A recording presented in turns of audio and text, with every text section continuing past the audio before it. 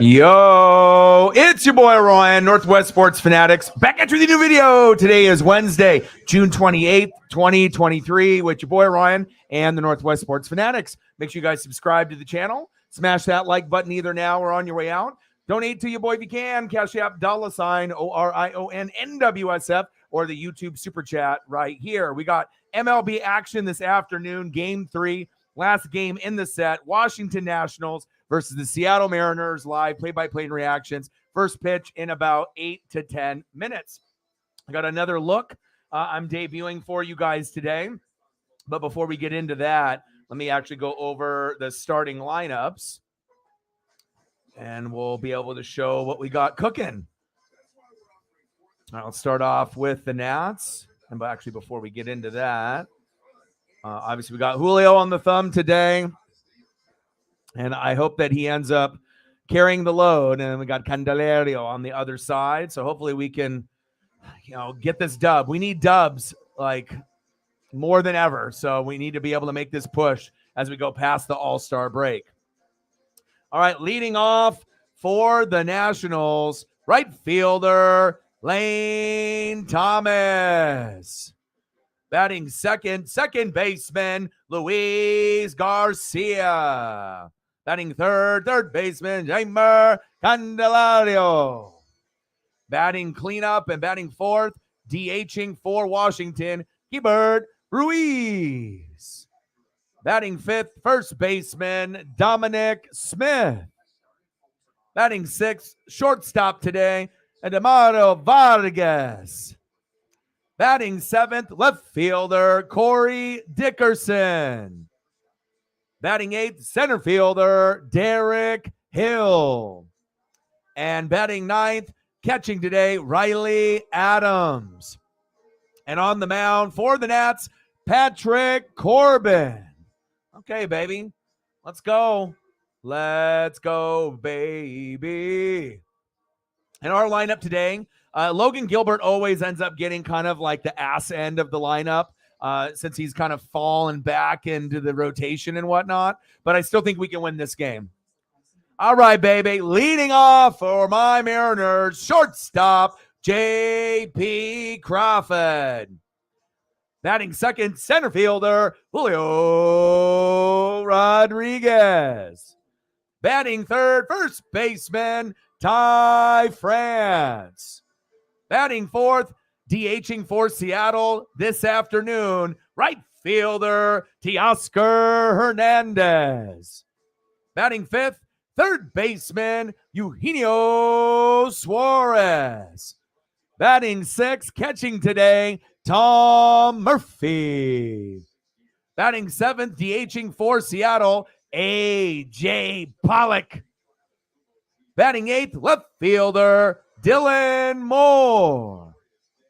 And batting ninth, second baseman, Jose Caballero. And on the mound for our Mariners, Logan Gilbert. And at this point, sad to say, I feel like Bryce Miller is our one, Castillo is two. I feel that George Kirby is three. Wu is four. When Marco comes back, he'll be five, and Logan Gilbert is six. So, he might be the best fifth or sixth guy. He might be higher in the rotation, based off when they want to put guys in, 1, 2, 3, 4, 5, or split it up. But we'll kind of see how it goes. But I do got something special lined up here. So, obviously, I've been making some changes and adding a lot of things for you guys. So, obviously, we got a nice scoreboard, and we obviously got a nice page to go over all the stats, which will be fantastic. And then not only that, obviously we got another camera angle. So we got the scoreboard up above. We got the 1987 Topps cards in the background. So obviously it looks clean. I've been playing around with different camera angles and backgrounds, and just to try to make it a little bit more fresh than just the standard. So boom, here. Then we want to go and break down stats on anything at any given time. Boom. Okay. Give you a little bit of a zoomed out camera angle with the baseball cards. But then the one that when we end up doing the game, this one will be the primary. So we got the baseball cards in the background. And I had to do a lot of creative thinking. I'm like, okay, what do I want to have in the background? Do I just want to have the stadium that I'm in here? Do I want to have I want to have something that looks streamlined. And I was thinking, well, fuck, man, I might as well do baseball cards, football cards. It's a big part of my life. And just try to find something that connects to my childhood. And I was 5 when these 1987 Topps came out. And boom, here we go. Scoreboard, baseball cards, a new look at any given time. If we want to switch things up, we can go this route. We want stats, boom. Okay, different camera angles for the fans if they'd rather watch me on this. I'm always down for suggestions. And then boom. And I think this one might end up being the main one used for a majority of the stream. Of course, we'll bounce around. But I like how things are kind of, getting there, and I can change the color of the ticker and obviously the nameplate. So I usually will rotate between like a blue or a yellow. I like the crime tape look, but I'm ready for this game. And normally I don't stream this early. I don't have access to the studio typically this early. But at this point, people are camping. So I'm going to take advantage. And so not only am I going to do this last game of the Mariners set, I will also do another stream a couple hours after that around 6 or 7 p.m. We'll either do another baseball game, or if there's nothing on, maybe we'll do a freestyle stream where it'll be just Northwest Sports Fanatics Live or NWSF Live. And whenever I do those type of streams, we'll end up doing Fans Choice. And then, it could be food, wrestlers, past or present, baseball, NFL, college football. I mean, pretty much whatever topics that we want to get into or whatever photos we want to be able to look at and discover something new. So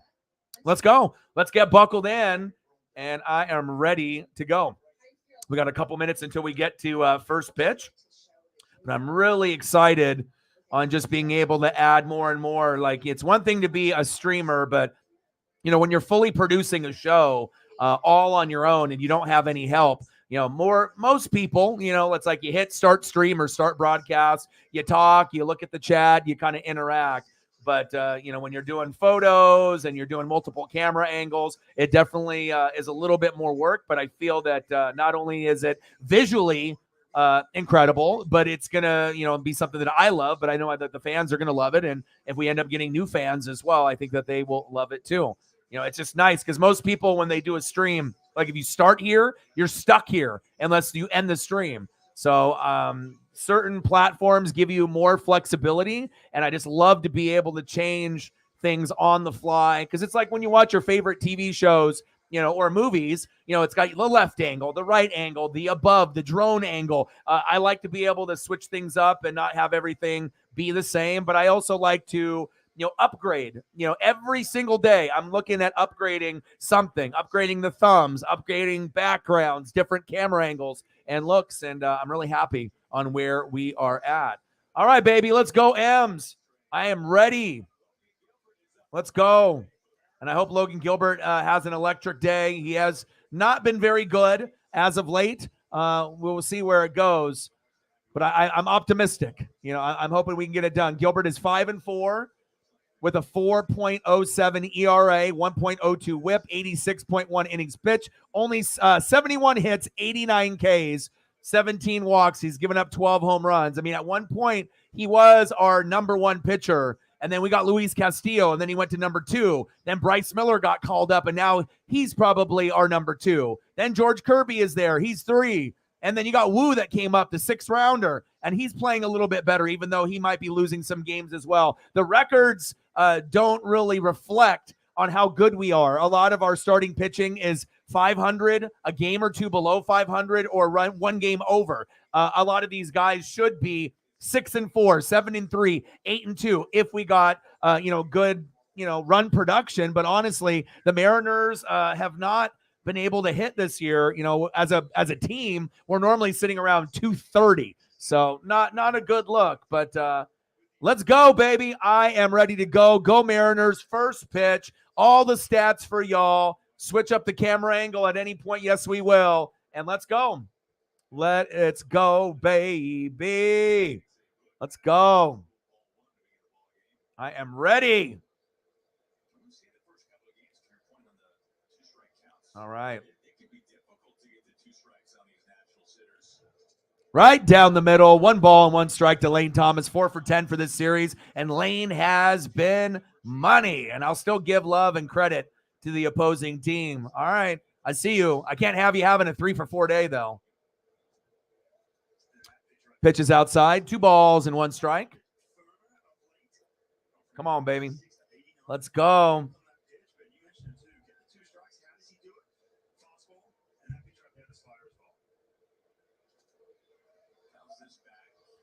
Fouled back. 2 balls, 2 strikes.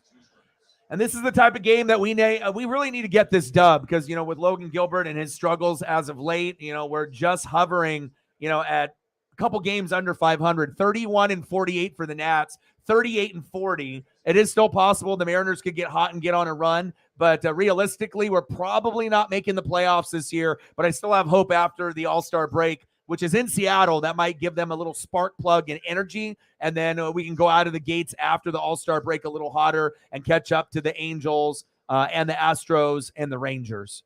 Lane, little dribbler. Safe at first. Damn.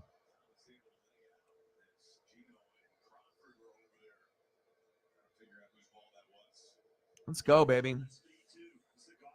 And shout out to everyone obviously watching here and on Twitter and people that are global. We've been getting quite a bit of international viewage from people in Japan, like when I do Mariners and Angels for Shohei Ohtani. And shout out to them and anybody that's watching now. And like I said, we'll grind it out for a few hours for this game. And normally I wouldn't have, normally streamed a game this early. I know a lot of people are at work or they're busy. But again, if I'm available to do the game and I have the studio available, why be lazy, and just do one later when I have time and I'm going to be watching this game anyways. Might as well put in the work and get it done. So Garcia 4 for 8 this series. He ripped us up yesterday as well. Let's go, baby. Top of the first, 0-0. Runner at first. 0-1 pitch from Gilbert. Come on, Logan. And hopefully Logan has aspirations to try to get to 10K or 8 instead of I hope I don't get pulled or I hope I only get 4 to 5Ks. We need to be able to change that mentality around. Okay. We need to be able to get the mentality changed. Come on, baby. Let's go. Come on, Gilbert. You got this, bud. 0-2 pitch to Luis Garcia incoming. Chopper. Right past the second baseman. Now we got runners at first and second. And I feel kind of bad for Logan Gilbert as well because if you actually look at the lineup, he always gets a shittiest lineup. Like you see Castillo, Bryce Miller, Kirby, fire lineup. It's always the best option that we have. We have the best DH for those guys with Mike Ford. And sometimes you might have Jose Caballero or Colton Wong, but it's fine. Colton Wong is a shitty hitter, but a good defender. Jose's better on offense. It is what it is. But it seems like even Wu gets a better lineup. This lineup, it's like you got half the starters. You got the backup catcher at 6, Tom Murphy, DH, AJ Pollock, which is not ideal. Dylan Moore has got 1 hit all year, and he came back from an injury. He's only played a few games. We don't expect anything there. And then you got Jose Caballero at 9. So it's 1 through 5, JP Crawford, Julio, France, Hernandez, Suarez.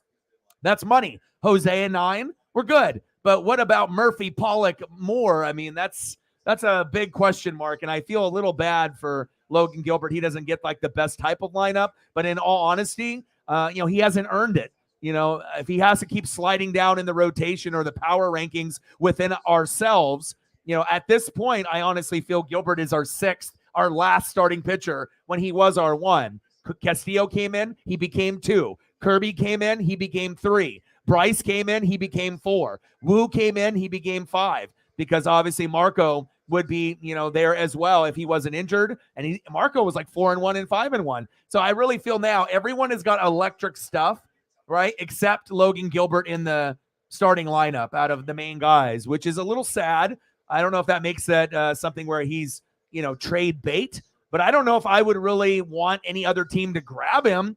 I guess, if you have expectations of someone getting 2 to 5 Ks and pitching average, go ahead. But if you're going to grab him thinking he's going to get you 10 Ks and he's going to, dominate like he did a few years ago, you're not getting that player, at least not this year.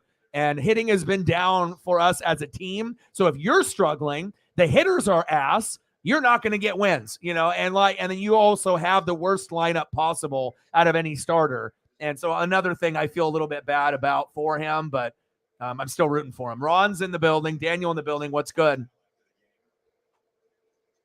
Top of the first, runners at first and second. Candelario in the box, full count.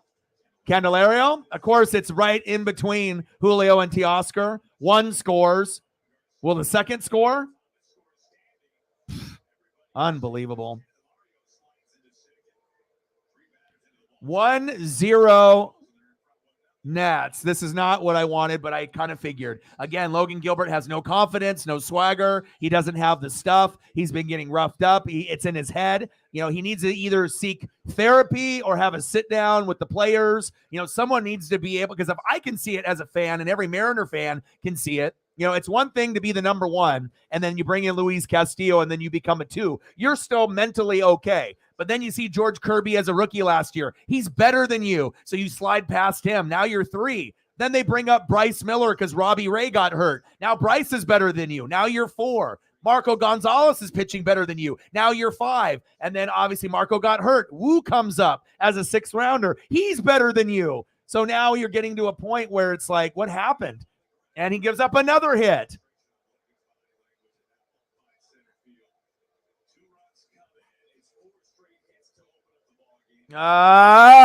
Four straight hits.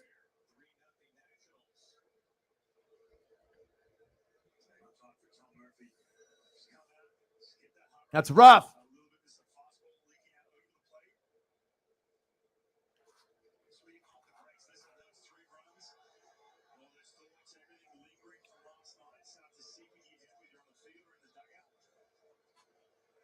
Rough.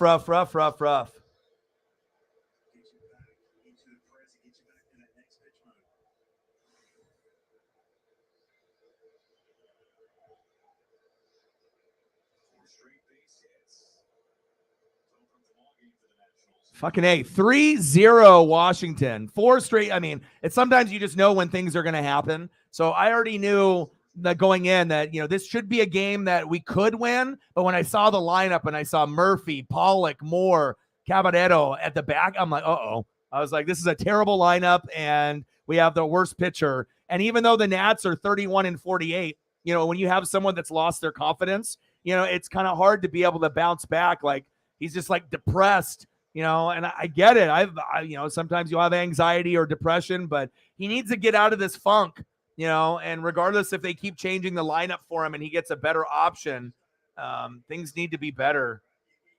This is really, really rough. So I don't expect to win this game. And I even thought that before it was 3-0 with the 4 straight hits. So next up is Vargas, batting .273, 2 homers and 10 ribbies in 2023. We'll give him a little love.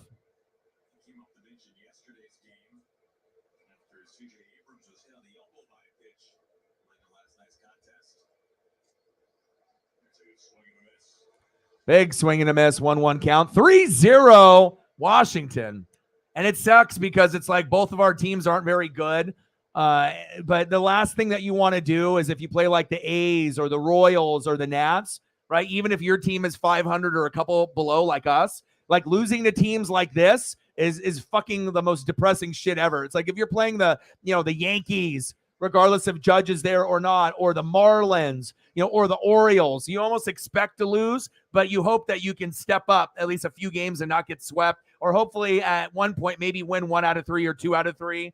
And this is just sad. We won the first game, and we looked pretty good there, 8-4. Then we got rocked yesterday, 7-4. But we had bases loaded, no outs, and we couldn't even get the job done in extras. And so that shows you, just the lack of hitting. How many teams have bases loaded with no outs? You normally, even if you suck, you get 1 run off that, like a sacrifice. But we couldn't even do that yesterday, so pretty rough.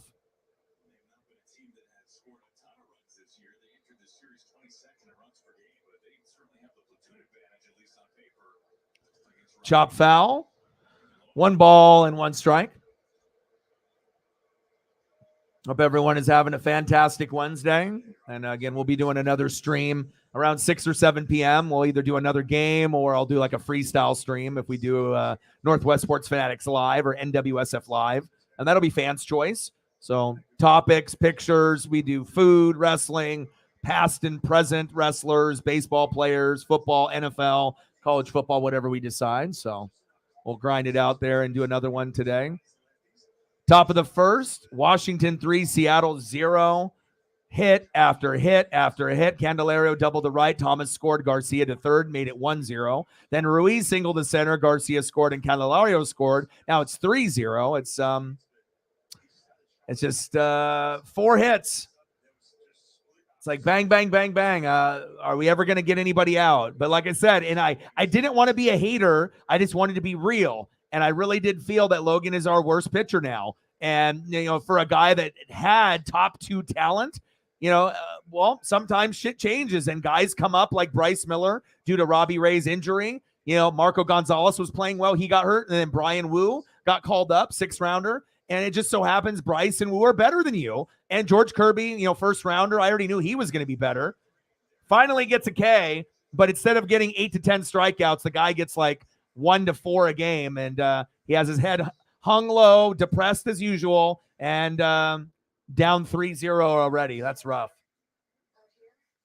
But I definitely think that out of anyone that I've seen in the Mariners organization in the last, 5 to 10 years, he definitely is in this like slumping funk that he needs help to get out of. You can definitely tell things are not okay, either in his personal life or, obviously on the mound as well. It's just not a good fit right now. I don't know if we would trade him, but I don't know what we would get in return unless we could get a hitter in return for him. But with so many guys getting injured for the Mariners, even if Logan kind of sucks or he's like about 500, I still want to keep him because you just never know. Wu might get hurt. Miller might get hurt. Kirby might get hurt, or Castillo. So I don't want to get stuck with someone else, but we'll see how it goes.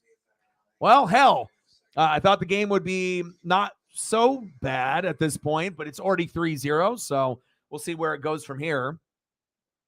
Going to the bottom of the first, leading off for the Mariners, shortstop, J.P. Crawford. Batting second, center fielder, Julio Rodriguez. And batting third, first baseman, Ty France. Let's go. And I need you big today, Julio. Our lineup is not good. Crawford, Julio, France, Teoscar, and Suarez, money, right? But then Murphy, Pollock, Moore, Caballero at the end. That's not good. So we'll see where it goes. Then maybe we'll be surprised and get a little bit more production, from some of the pieces there. So let's go, baby. I'm trying to be able to give y'all many, many different looks and camera angles and visuals. So anything that we need to go over stat-wise, we got this to refer to. You want a little bit of a zoomed out look. We got that for people that like the screen a little bit bigger. And then I like stats. I like being able to get all the info. And I love me some old school baseball cards too. Let's go. All right, Corbin on the mound. I'll give him a little love. Not too much, though. They're already up fucking 3-0. Your little weird W logo. And then I like that one. That one's fire. And then the standard circle. We'll use that one. I see you. Patrick Corbin on the mound for Washington.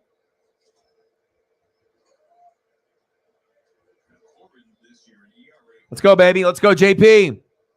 Come on, baby. Let's get it started. 3-0 Washington. I mean, we could come back, but I don't know. At some point, we probably got to get rid of Gilbert.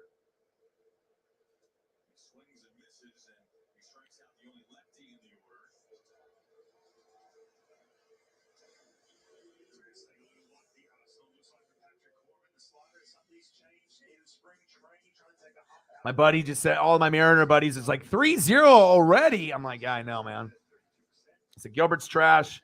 It's like, fuck, we might have to cut him or trade him. I was like, he is depressed. But again, if he gets the proper help, things can turn around.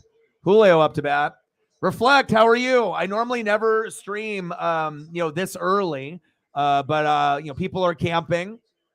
And so there's going to be some changes where, with me, based on where I live and, with the whole situation here. But I have been working very, very hard on upgrading the channel as many ways as I can. And obviously we have our standard look.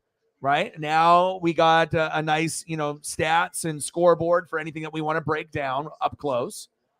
Then, if people want a camera angle that's a little bit zoomed out, but not too much, so we can still see the baseball cards, I got you here. And then we go on this one where we got all the stats and the scoreboard, and you get baseball cards. Yeah, what's good, man? How are you?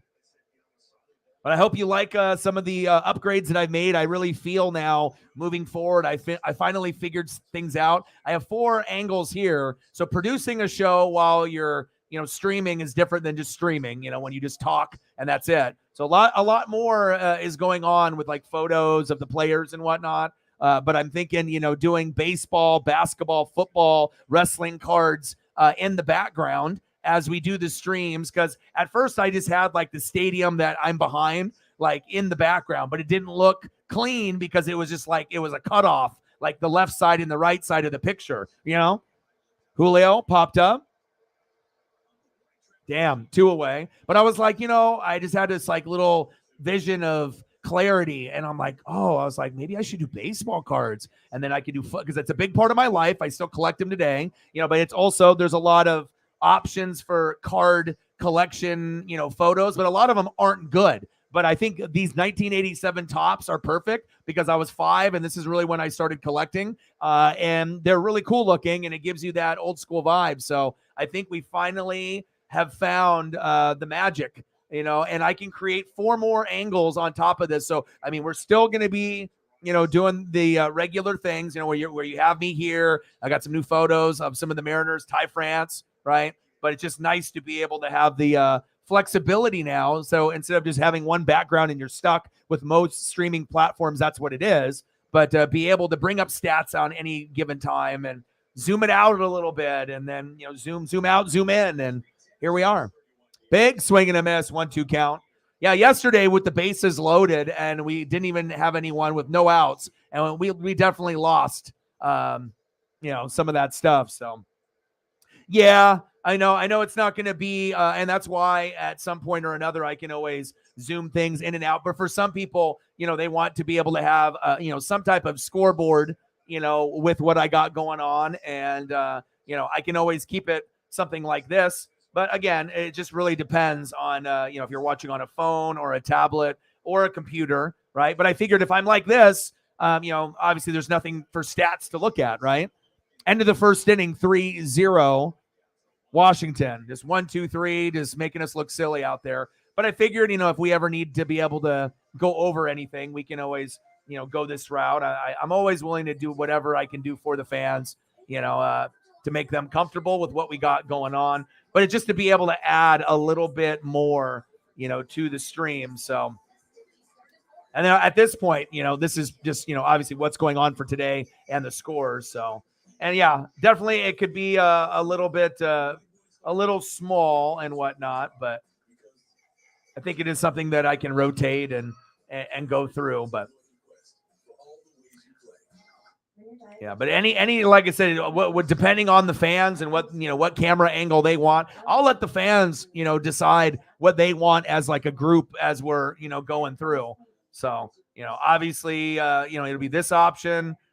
This option if they want that without the stats, just like a scoreboard, or if they, but I've been doing streams kind of like this and just bringing up the photos. So it's just kind of nice to be able to, at least at minimum, add a little scoreboard if we want to go that route, or go above and beyond and give people, everything that maybe they feel they've been lacking and stuff. So we'll see how it goes in this game. I don't expect us to win, but when Gilbert gives up the first 4 hits of the game, I can tell he's got depression. Like you can tell, like he hasn't been pitching good, the last, few starts. The reality is kicking in that he was a 1. Castillo came in. Now you're the 2. Bryce Miller came up this year with Woo. They're both better. Kirby last year, and showed what he can do. And he's got more hot stuff and he's got the it factor. So it's like Castillo is better. Kirby is better. Bryce Miller and Woo came up. They're better. Marco's better. Even though he got hurt, he's like 4-1, 5-1. So literally Logan Gilbert, the only one that you're better than is like a Chris Flexen, which they option down, or like a Malone, or one of these other guys that we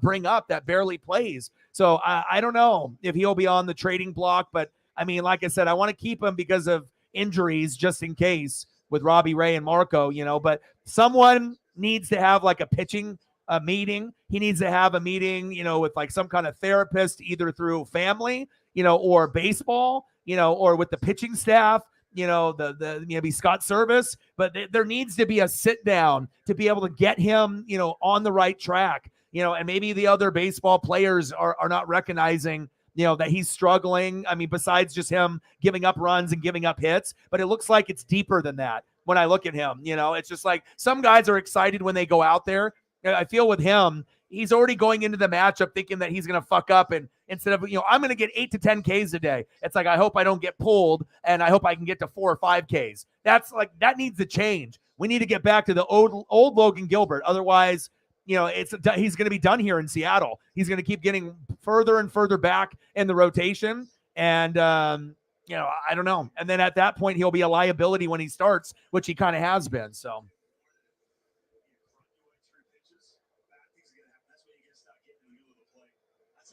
Yeah, but definitely just trying to get things situated, for different fan bases. Hopefully this will give us a chance to, to grow. And like I said, I'm always about the visuals. So we finally got the thumbs up to par, and, everything will be like a 9 or a 10 there. And now it's just about, camera angles and backgrounds and whatnot. So, but I missed you. We won the first game. We looked pretty good. Second game we lost, and we could have won. And now with Logan Gilbert, it's just crazy how much can change in like a year or even a few months. When you got a guy that was confident going into the year, and then now he's just letting everyone else around him affect his performance. It's like me, if I was going to worry about every other fucking YouTuber or Twitch streamer that's out there that's got as many subs as me or more. Sometimes you just got to focus on yourself and your own lane. And if you are a hard worker and you have talent and you have the grind and the passion, your time will come. The only time your time won't come is if you quit. So, top of the second, 3-0 Washington. Runner at first. 1-2 count for Logan. Come on, baby. But this one will be kind of cool, too. If I could stretch it further along, of course I would. Get it. Got him. We were lucky there. One away. But then, you get to see the pitcher, you get to see the little graphic for the strike zone, obviously with the different lineups and whatnot. So, and obviously you can see, previous score. And if I scroll up and down, we can go through record in the division. It's just nice, man. It's like, I want to be able to use my custom, scoreboard, but I probably will have to use a different platform altogether than this one, because it's layered in like 50 pieces, and it doesn't allow me to do that on here. But I mean, for the time being, to be able to go, different ways, different angles, it's pretty fucking exciting. Just trying to put my creativity out there. Next up, Lane Thomas batting .301, 14 homers, 43 ribbies in 2023. We got to shut him down. He's been money. He killed us, this whole series. Same thing with Garcia batting next. He's the best player on the team, hands down. And like I said, I didn't really know a whole lot about Washington because I haven't done any games or watched really a whole lot of their games. I mean, I do Mariner games, Dodger games for my dad, and good matchups, but I haven't got a chance. I mean, a lot of the names in the starting lineup, if you watch baseball like occasionally or even a lot, you're like, who? Who are these people? Like, there's not really a lot of big names on this roster anymore. There is no Bryce Harper on there anymore, so it's a different roster. That's for damn sure. And you can tell with their record. I mean, they're 31-48. So.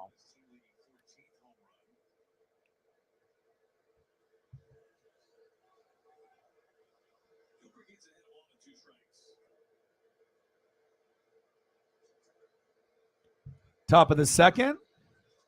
3-0. Gino to third. To France. 2 away. There we go. Nice job. Next up for the Nats. Second baseman, Luis Garcia.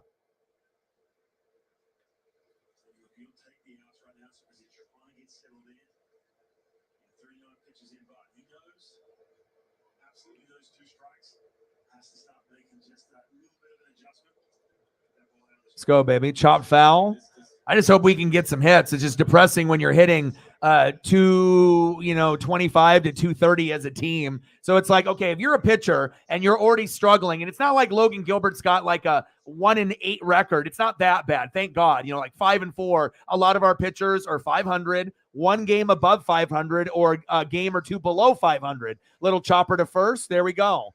You know what I mean? Besides Bryce Miller, and Marco Gonzalez, they're the only ones, I think, 5-3 or 4-1 and 5-1. That's looking pretty good. But if you're mentally fucked and you're not right in the head, right? If you're not good, and then the hitters aren't hitting and you're struggling, well, you're absolutely screwed then. Because it's like even when we have our best lineups, sometimes we lose. But like again, when I saw the lineup, I was like, oh no, because I saw okay, so it's like we got our lineup. J.P. Crawford, I like it. Julio, perfect. Ty France, good. Hernandez, you've been on fire. Suarez, let's go. And then here below, I'm like, uh-oh. Backup catcher, Tom Murphy, uh-oh, no hitting. A.J. Pollock, no hitting. DHing. Dylan Moore's got one hit in like 10 games and just came back from an injury and has been gone for like 60. You're not going to get anything there. And then Jose Caballero, which I like that spot, but just in combination with Murphy, Pollock, Moore, it's one thing to have one or two spots being a little shaky. But, once we normally have like Mike Ford at the DH, Cal Raleigh here, Kelenic here, and then, so it's obviously the worst lineup. And of course it goes to Logan. So it seems like in the last few starts, they haven't helped him by giving him a good lineup for a better chance to win. So he's mentally not doing good and he's got a shitty lineup. So it's just, I feel like all the factors are kind of going against him, unfortunately. So yeah. And you know what? I didn't know anything about him. I started watching some film on him, watched, some obviously, paid a close attention to these 3 games. And I like what I see. You know what I mean? He can pull, he can hit for power. He's leading pretty much all the statistical categories for him as well. First, second, third, home runs, RBIs, hits. So, yeah. And I like being able to, be like, I feel like I'm, trying to be an expert, on MLB, NFL, college football, wrestling, all these things. But even if you want to be an expert, not everyone right out of the gates is going to be an expert on all 32 baseball or 30 baseball teams. I got a few pieces, down really good. And then I'm trying to learn for some of the shittier teams or the teams I don't see as often. So that way I can remember and have a better understanding of where their organization is at. And once I can do that, and I'm like very familiar with all the NHL teams and their roster, and then with baseball, I already got it down for basketball and football and wrestling. But, once I get it there, then I'll definitely be able to take, obviously the predictions and the sports takes even to another level. So.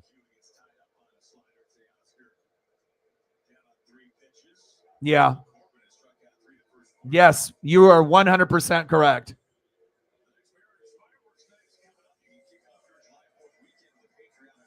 It's terrible.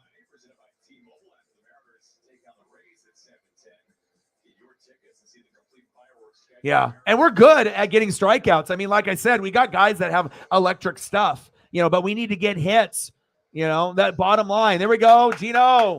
There we go, Gino. Yes, finally. Let's get some hits here. Let's go, baby.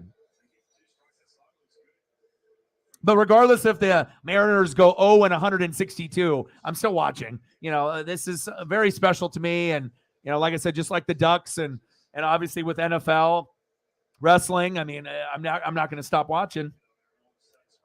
Even if, we have struggles. Next up, backup catcher, Tom Murphy. Come on, Tom. And I kind of like Murphy more usually than Pollock or Moore, backup catcher. So I get it. Sometimes you got to get those guys in the rotation like Colton Wong at second base and rotating him in with Jose Caballero, but it's like I wish we had more complete players. Like you got guys that can either defend, right? Like maybe Murphy, and Colton Wong, but can't really hit that well. But sometimes Murphy will give you a surprise, a game-winning RBI or a home run, and he'll have that meme where his eyes get all big and whatnot. So.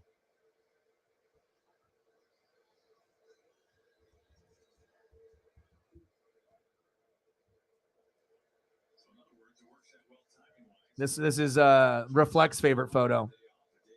Reflect, is this your favorite photo right here?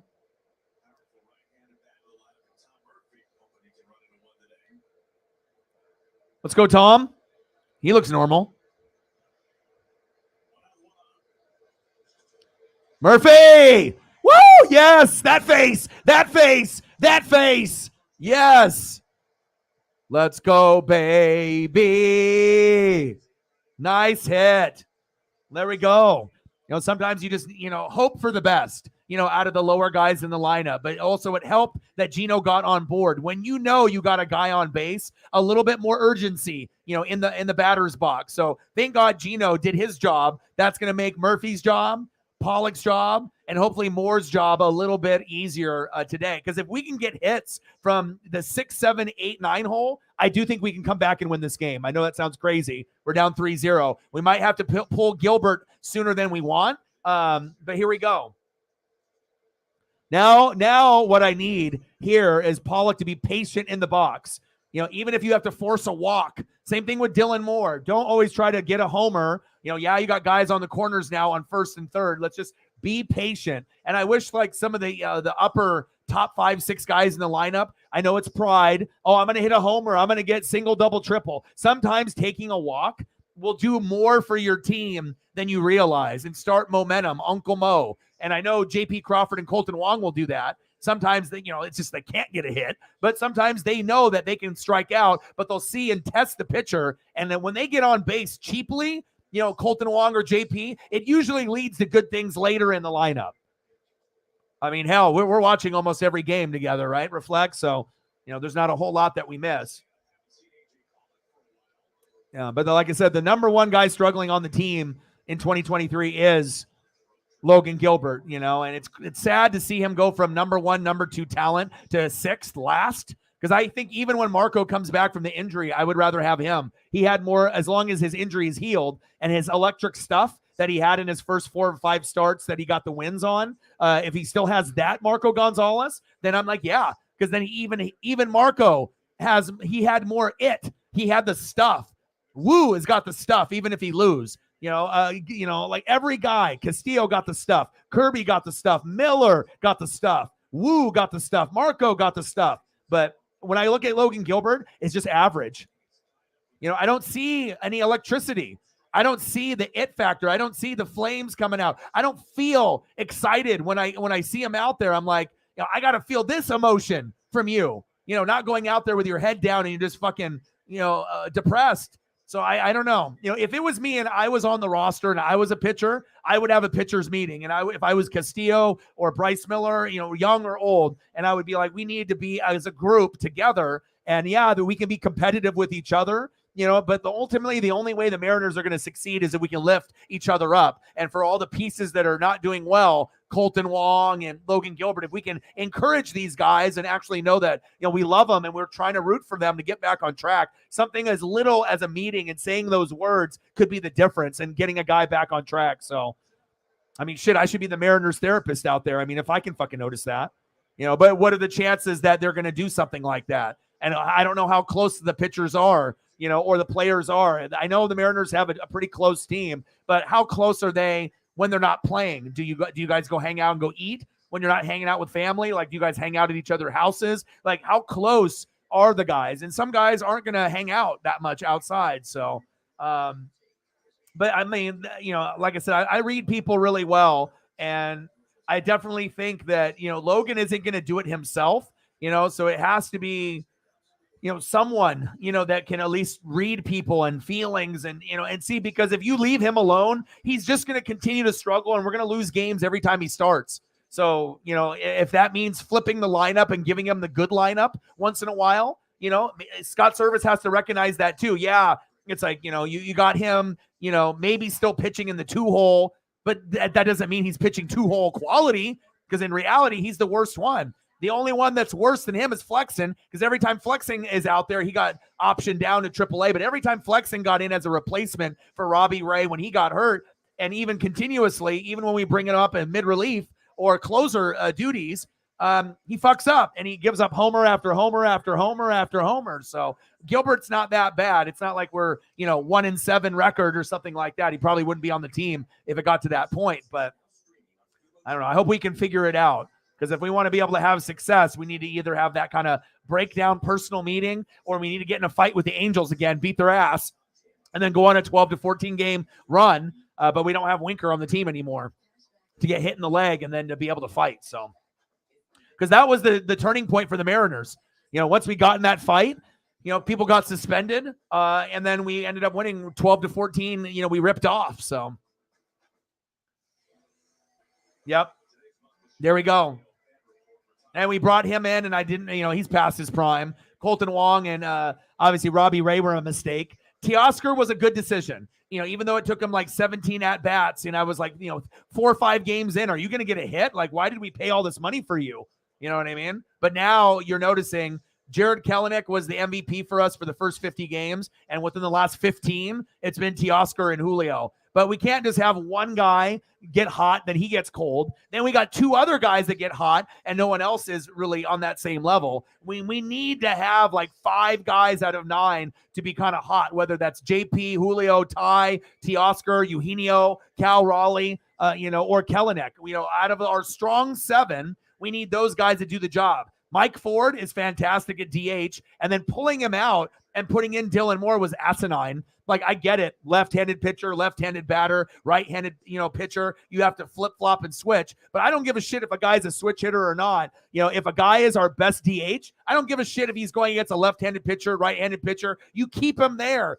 He's the only one that's been productive for us all year. And I know giving guys a chance, we should do that, but not at that time, And I do like Jose in the 9 spot, typically over Colton Wong. But I do understand every once in a while, if you got to put in Colton Wong, fine, as long as we have JP, Julio, France, Teoscar, Suarez, Cal Raleigh, Kelenic, our main 7. And then the last 2, Mike Ford and Caballero. And then if we have that lineup, which we normally have for Castillo when he pitches, for Bryce, and for Kirby, and even sometimes Wu, we have the best lineup, and then the only subtraction will be Jose for Wong, Wong for Jose. But, you definitely want to have Mike Ford sitting in that DH spot when our top guys are pitching. So, right? When I saw that, but, I don't care strategy. Oh, he's a lefty going against. I don't give a shit. Left-handed pitcher, right-handed pitcher, a pitcher that's, whatever. He's going to give us the best shot, to homer. Because if you're going to get boom or bust, DH is normally bust anyways. But when they boom, you want a chubby guy with big tree trunk legs, big arms, and go homer. Because if you got a guy like Dylan Moore, he ain't homering from the DH. At the very best, a single. That's not going to help us as much. We need boom. We need that big home run, and that's what we finally got. Like we talked about earlier, Carlos Santana, Vogelback. That type of guy is what you need for a DH in this modern-day game. Horrible throw by Murphy. Safe at second. Could have went to third if he didn't fall down there.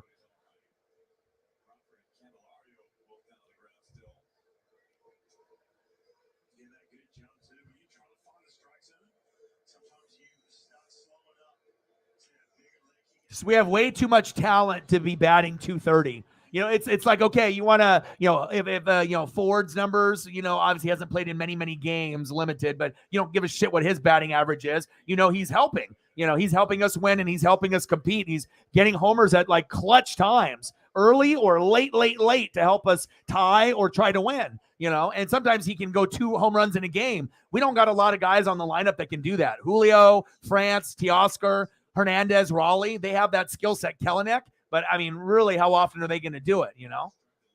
But it's like JP, leadoff hitter, or the 9-hole, 250 to 280 would be preferred, but a lot of times it'll be 240 to 250. I'll deal with that. But Julio, France, Hernandez, Suarez, Kelenic, and Cal Raleigh, no excuses. These guys are way too good, to be batting as low as they are. You got way too much talent. Like if you had Julio, France, Hernandez, Suarez, Kelenic, Cal Raleigh, on another team, they would be ripping it up.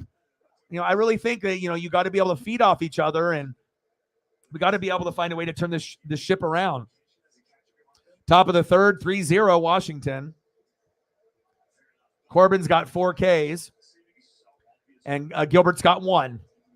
So even though it's like a 4.28 ERA, I feel like it's 1 to 4 Ks for him. When I see Wu and Castillo and Miller and Kirby, it's 10 Ks. Even Wu is like, I want 10 Ks, and you can feel it, and that's rare for a guy that's like a 6th rounder where no one thinks he's going to be good. But God bless Wu, even though if he's losing some of his matchups, a lot of times it's not going to be just him. It's, the hitters aren't doing their job like last night.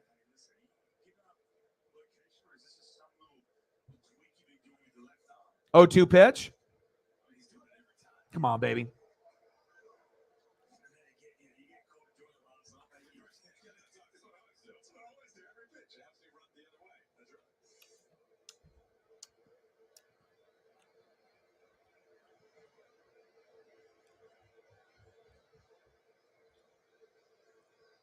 And I'll be doing another stream later tonight after this game is over.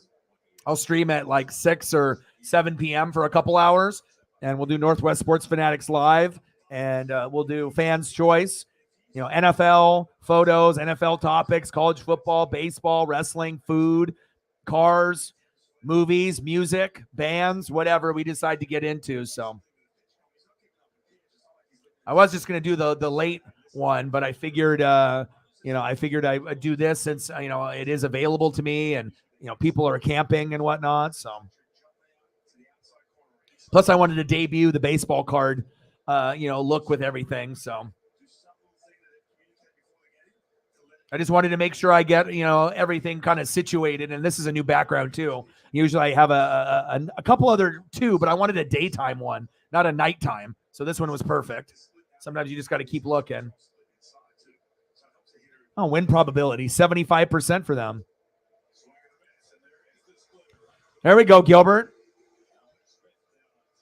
At least he got another K. Strikeout.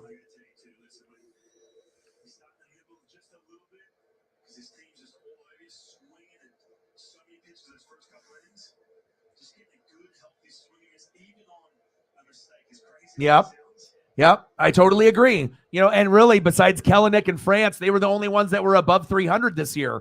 You know what I mean? It's just 200 to 230, unacceptable. You know what I mean? Even 250 is unacceptable for a lot of these guys. I get it. League-wide numbers are down. A lot of teams don't have a 300 hitter, but some of them do. Shit, there's a guy that's hitting 400. I don't know if he's cheating or not. I hope not. But kind of looks like he might be a rise might be look like in a little mini Ichiro. But yeah, JP 240, 250. But, I would prefer that all our studs be batting 280 at the worst.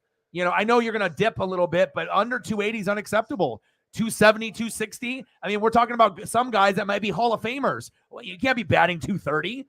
You want to be able to make a name for yourself with your legacy with some of these guys. It's got to be 280, 290, maybe a guy batting 302. I mean, that's not asking fucking too much in this league for, a guy or two to be at 3 times out of 10 instead of 2. But it shows you how hard baseball is. That's why baseball is the hardest sport to play besides, I feel, golf, to be really good at, especially if you're hitting and defending. And obviously none of these teams have anyone as good as Shohei Ohtani. I mean, they might as well just give him $1 billion contract. He got 10 Ks last night and hit 2 homers. He literally is doing things that no one has ever done in baseball. And if he keeps it up, he might go down in history as one of the best baseball players ever. He's already making strides right now, but if he keeps it up, at some point keeps making records with the pitching and the wins and the strikeouts, and he continues to be a beast hitter. Double play, got him. There we go. But yeah, there's definitely going to be, some conversations if, depending on if Shohei doesn't lose the momentum and keeps, winning MVPs and rotating with Judge and starts, winning 10 to 15 games a year and, 100, 200 strikeouts, 300 strikeouts, and then he's getting 30 to 50 homers. What are you going to say? I mean, there's no one else that's doing what he's doing. So, and the crazy thing is Ohtani can get 10 to 15 Ks. We know he can do that. And he can hit 1, 2, 3 homers in a game. There's no one in baseball that can do that. even Babe Ruth wasn't as good of a pitcher as Ohtani.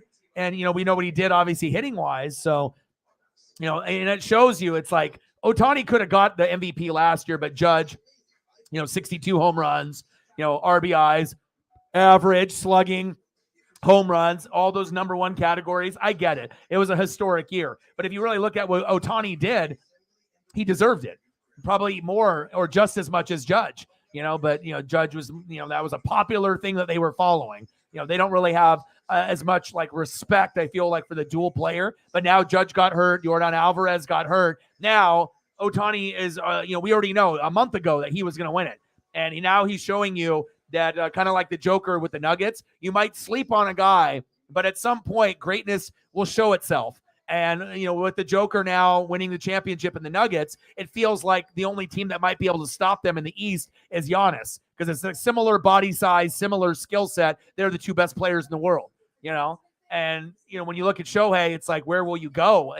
Who's got the most money? Or will you take less money and go to a contender? So, but it kind of feels like more than likely if he'll either stay on the Angels with Trout and, just, keep the legacy there, or go maybe to the Yankees or the Dodgers. But if you go to the Yankees and the Dodgers, is that going to be enough to win a championship with just Ohtani there? I don't think so. I think you need to add more pieces, but you're going to lose pieces when you get him. So I think that you'll be amazing, but I don't necessarily think on those teams, especially when you got teams like the Braves and these other teams that look like they could be the top dog. And it's like, for me right now, the Braves are the best team with the, the Rays and obviously the Texas Rangers. Orioles look like they are special too, but that luck may run out. But I look at home and away record, and the Orioles are very balanced. So I would not be shocked if the Orioles lost right away, making the playoffs, won a round like we did over the Blue Jays, or surprise the hell out of everyone this year and beat the Rangers or the Rays and make it a little bit further than people think. So Ohtani is just incredible, man. I don't even know how to explain it. It's crazy good. It's kind of a joy that we get to see him, Modern day superstar, modern day greatness with Trout and Ohtani. It's like seeing a Mickey Mantle, Willie Mays, but we don't really recognize it as we're watching it in person fully. We have to wait for them to retire, and then we watch to see like what happens, who comes in after them, and if they suck or if they're not as good. And then you're, damn, remember Ohtani? Like that's going to be the conversation, like down the road when he's done playing. Like, damn, remember fucking Ohtani and what he was doing? Or like Aaron Judge, larger than life. Like, it's going to have that same vibe as like Griffey. And, as the years go along, the legend will grow. So, bottom of the third, Washington 3, Mariners 0. J.P. Crawford 0 for 1 with a strikeout in the first. Wow, right off the bag, right into his mitt. 2 away. That was terrible. Damn it, JP.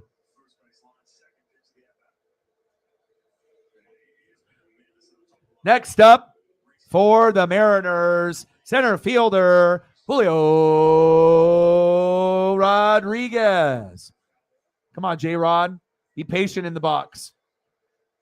Do it for me and reflect. So that way we can, feel good about how things are going.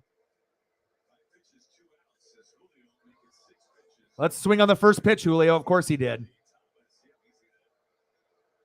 Well, I guess he doesn't listen. There you go. First pitch strike swinging. Right when we need you to be able to get on base and just start a drive. Nope. You just try to go for a home run every time. And there's one pitch. Oh, there's the end of the inning. Way to ruin the momentum, Julio. Again, like if Griffey was doing this type of stuff, I would be saying the same type of thing. Edgar Martinez, you got to make sure that you're not giving special treatment even for your favorite players. That's when when you're not biased, and you can call things right down the middle for other teams. Some people think it's not possible to be not biased. But, I mean, if you can do it with your own favorite players, and criticize when need to be criticized, then you have a good balance on the game. So let's get to 100 in donos, baby. A lot of the mods are obviously, working and whatnot, but we'll see if we get any type of extra subs, views, or possible donos. And then we'll get into, obviously, the evening stream, and we'll be able to make up for some of maybe the views and subs and donos on the next stream if it ends up being a little light. Yeah. Yep. And they were better hitters.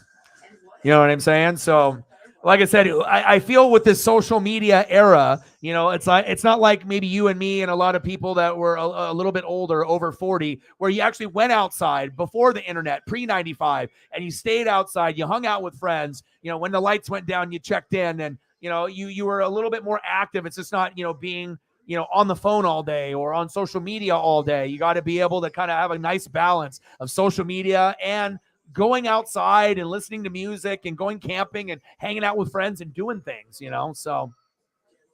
But I think with Julio, it's just like with the social media era, it's like, oh, I should have been on the cover of, MLB The Show. I'm on the cover of the Topps baseball cards. It's like, you're a big superstar name. We know it, but you got to be able to live up to this Griffey type of status, and a lot of it is self-inflicted, where you are self-inflicting wounds on yourself. And if you're just a little bit more patient in the box, which I think he will be, unless, pitchers pitch to him, in those first or second pitches, and then he can actually connect and hit homers. Now, if you can start hitting homers or doubles and singles on a regular basis consistently, I'll stop bitching about you fucking up and swinging on the first two pitches and getting out. I won't talk about that anymore because it will be irrelevant, because I'm like, yes, it'll be like last year. They didn't know what you were going to do and you took advantage. Now they have a year of tape on you and you're acting like they don't. And that's what's the most frustrating, because you got to understand you're hurting the team by not getting singles, by just either,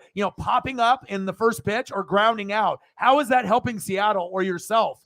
It's not helping anything, or your pitcher. You're not helping Logan Gilbert out by doing that kind of shit. There we go. Nice K for Logan. Thank you, Reflect. I appreciate you. We try not to get a donut on any stream. Anything is better than nothing, right? Bang, bang, bang, boom, boom, boom. Bang, bang. I appreciate you. I was not expecting you to be here, but I'm actually really, really happy. I don't have too many people that love the Mariners as much as me. You do. And so, you're kind of like my Mariner guy, where I know we'll have a few other people that may be Mariner fans that will be a part of this, down the road and whatnot, since I probably stream the Mariners most than any YouTuber. But I do appreciate you very much. What do you want to see for a photo? You want some old school photos of like Edgar Martinez or Alex Cora or Harold Reynolds or Chris Bossio? You let me know what you're thinking, and I got you. Top of the fourth, 3-0 Nats. Gilbert's got 3 Ks, so that's a good sign. Getting a little bit better. I just want this old Logan Gilbert back. Will we ever see this form of Logan Gilbert back? Not depressed Logan, but good, excited Logan. Not like dreading going to the mound and for your start where you're just getting paid and it's a job. Like, you got to start enjoying baseball again. But when you suck and, you're not mentally in it, you're like, if you're already mentally thinking you're going to lose and things are going to be bad, they're going to be bad. You got to, there can be times where you're happy and a good mood and you get roughed up, but you got to get over it. And, if you're not going to be able to get over it yourself, you need to ask for help. And maybe he's not going to do that, But if he can't ask for help, then the rest of the pitching staff needs to step up, or the coaching staff, and recognize when a guy is at a fucking low point. Got him. There we go, Logan. 4 Ks. Yes. Cancers type stuff, I believe, right? Let's get some flowers. Yes. Nice choice.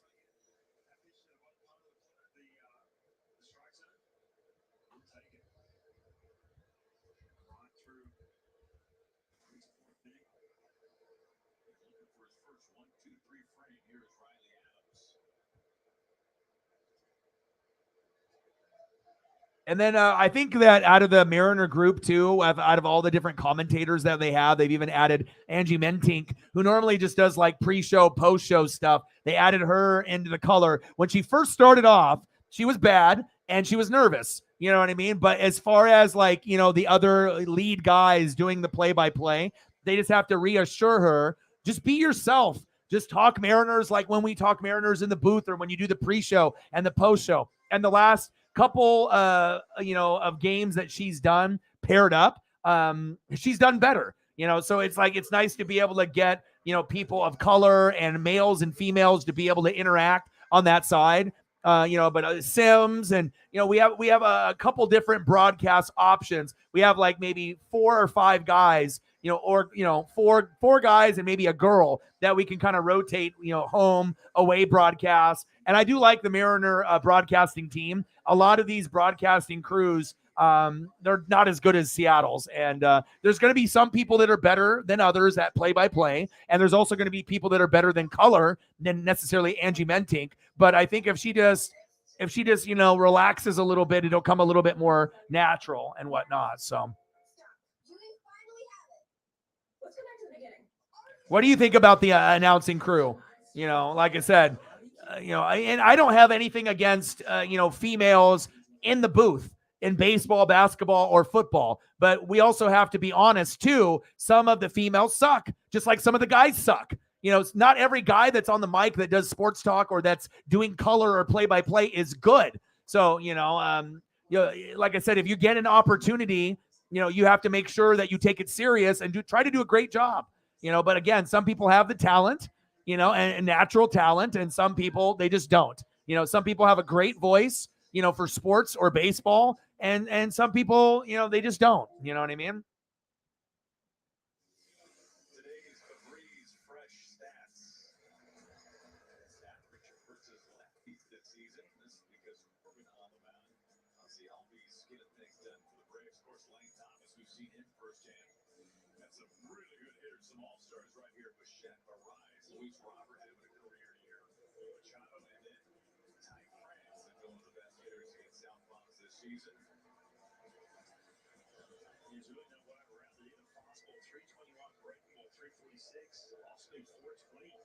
I appreciate you. Bottom of the fourth, 3-0. Here we go. Wow, look at that. With the little teal on the front there with the hard hat. He doesn't have a whole lot available because it's fucking Mike Blowers, you know what I mean? Like, there's not going to be a lot available there.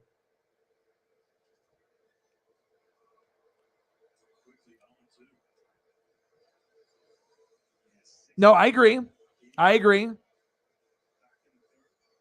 No. You are 100% correct. You know what I mean? Like, like I said, and that's why I think that, it's like you don't need to tell jokes, and you have to be able to have chemistry. So anytime that you have certain people, a part of the organization, you want, everyone to be to a certain standard, but you have to understand, based on who they hire, not everyone will, not everyone is going to be as likable as others,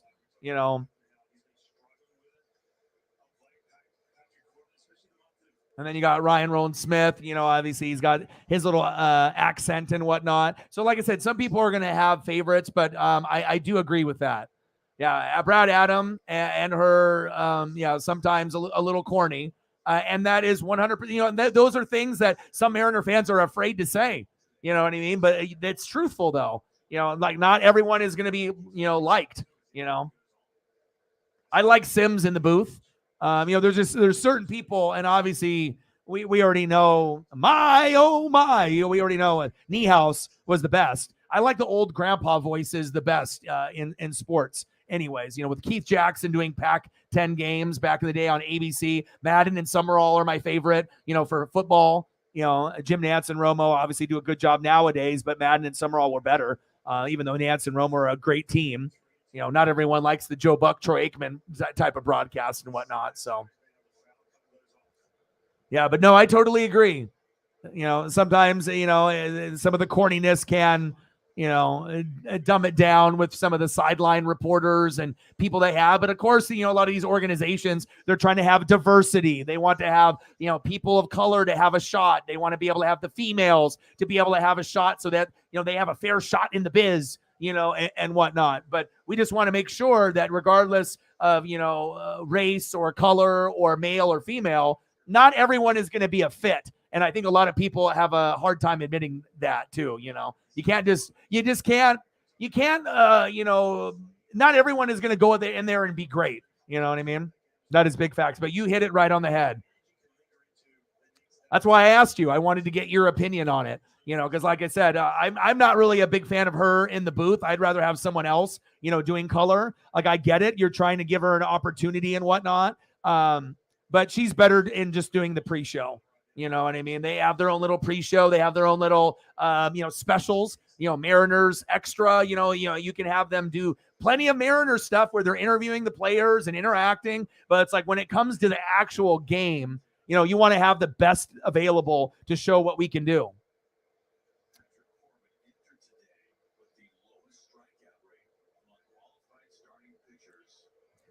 Yeah, the new one, the brunette. I think she played college baseball. And so I think she graduated, and then obviously she's a well-spoken, she's cute, and she's no nonsense, straight to the point. She's well-spoken, and she's about stats and analytics, and there's no jokes and and no Angie Mentique type of stuff, or the other one, So, but yeah, but again, it depends on their staff. Popped up, 2 away.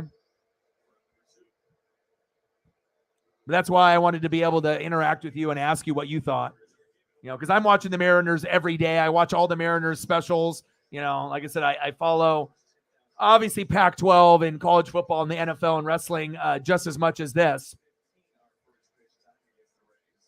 But, I guess, we can't make everybody happy, I guess, right? But hopefully they do make the proper adjustments.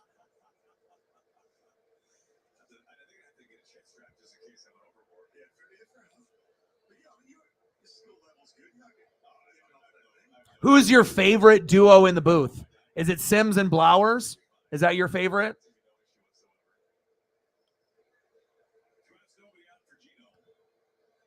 Gino is up. Crushes it foul. 227 average, 8 homers, and 47 ribbies for Gino. Gino should be closer to 300 or at 300. That's the type of talent he is.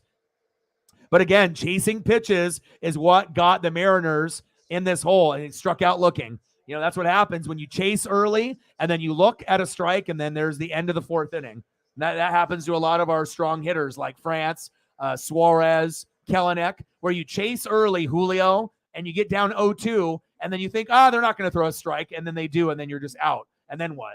That was a wasted at-bat, and we have had a lot of wasted at-bats lately.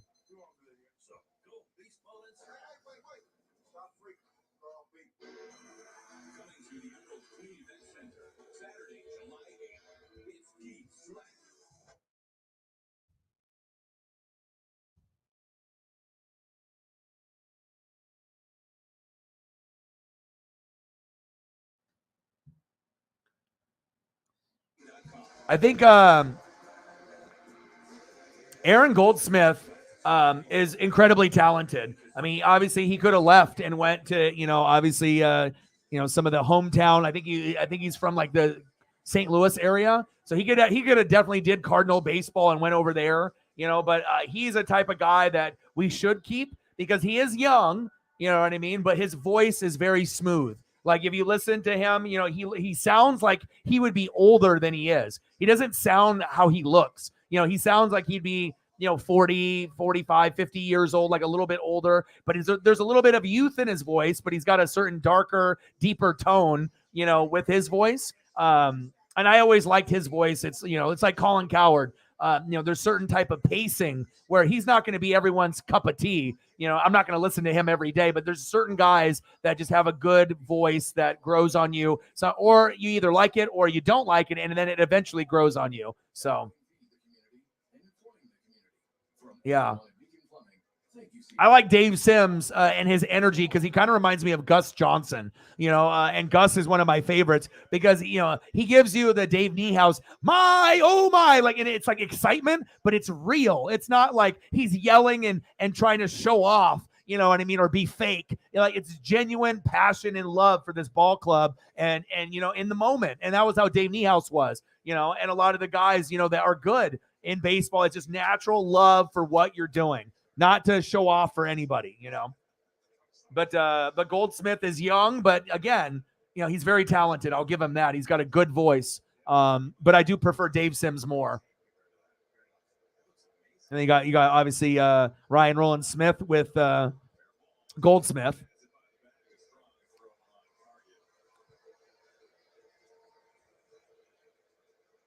Yeah, but having Angie Mentique on the games, I think is something that they should scale back from, unless someone's sick or they need an emergency person to fill in. I think that I think her pre-show stuff is fine. You know what I mean? But again, it's like if we end up having an amazing female that does color, but then when you watch like ESPN and like Sunday Night Baseball, and there has been females that have been sprinkled in with broadcasts, but out of all of the females that are doing it, like color, how many are actually really, really good? Of course, you need to have experience to get good or get better. And I know they're giving the chances for some of these ladies, but I just want to be able to have the best, regardless if it's a man or a woman in the booth. So, like, I wonder about the new gal. Like, if you put the new gal in the booth at color over Angie Mentink, I think she would be better in the booth. You don't have to watch too much to understand that she would be no nonsense, and I think it would be better than I'm not trying to be an Angie Mentink hater, but I think it would be better than her if they gave her a shot at one point. Yeah, but he's my favorite. I mean, Niehaus was my ultimate, but if I had to choose one person that I could listen to for every game, it would be Sims by a long shot. No dissing Aaron Goldsmith, but I like his voice, but I just like Dave Sims's passion more,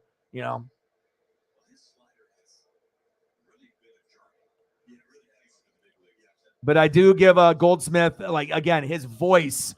He's got a radio, podcast, TV voice, which some people have said, about myself as well. But sometimes it's just a certain tone that it sounds good. It's very welcoming, and it's not an annoying, cringy tone where we've seen some YouTubers or Twitch streamers that just sound fucking cringy. All right, we're in the top of the fifth. 3-0. What's new? Garcia in the box. Chop foul.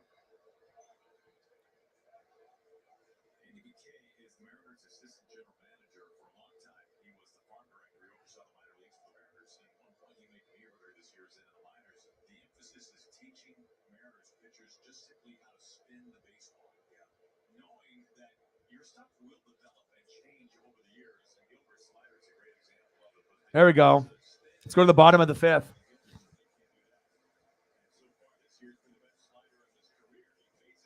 I'm going to hit you with some of your favorites.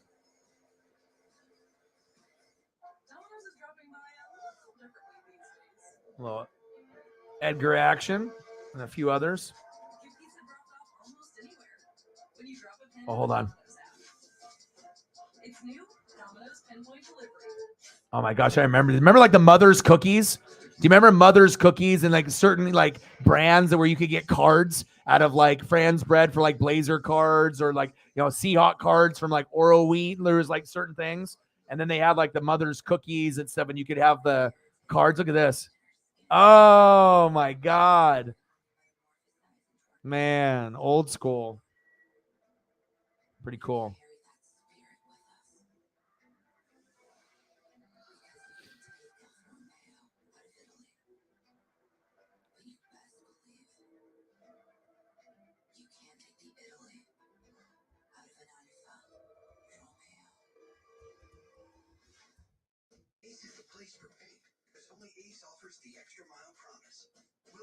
Everything you need to paint in one trip, or we'll deliver it free. Ace is the only national hardware retailer that carries Benjamin Moore paint and over 4. Love me some Edgar. Edgar doesn't get talked enough about. We always talk about Griffey and Randy Johnson and Ichiro.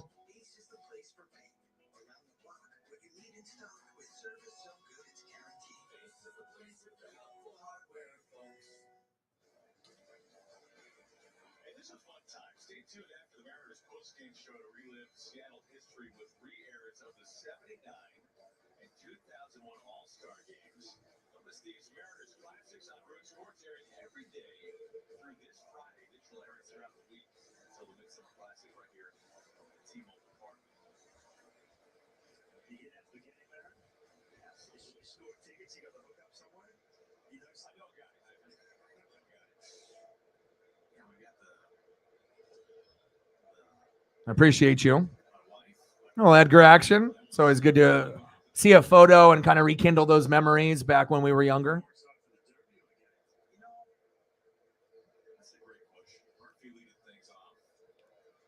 Yeah, well, Jen is incredibly smart and intelligent. There's no nonsense, bullshit. It's just I'm professional. I get the job done. You know what I mean? And like Jen Mueller could probably, be in the booth. Like I said, yeah, if you're gonna have one of the female correspondents in the booth, you got to make sure you're choosing the right female in the booth. Like, but maybe it's not something that someone wants to do either. But I do like Jen Mueller too. Very serious, upfront, well spoken, no nonsense, no bullshit. This is what it is. Nice. Spano. Oh, okay. Just outside Tacoma. Yeah. Once we go into commercial, we'll do some more Edgar, and I'll look at some of the. You have any other players that you want to be able to look at? If you have any, just type them in the chat at any point, and I'll be able to put those up. Anyone from like the 80s or 90s Mariners? I'll see what I can find. AJ Pollock in the box.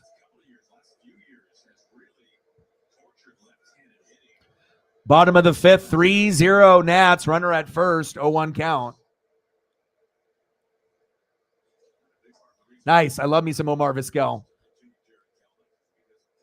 What a bunch of dumb dogs we were with that, huh?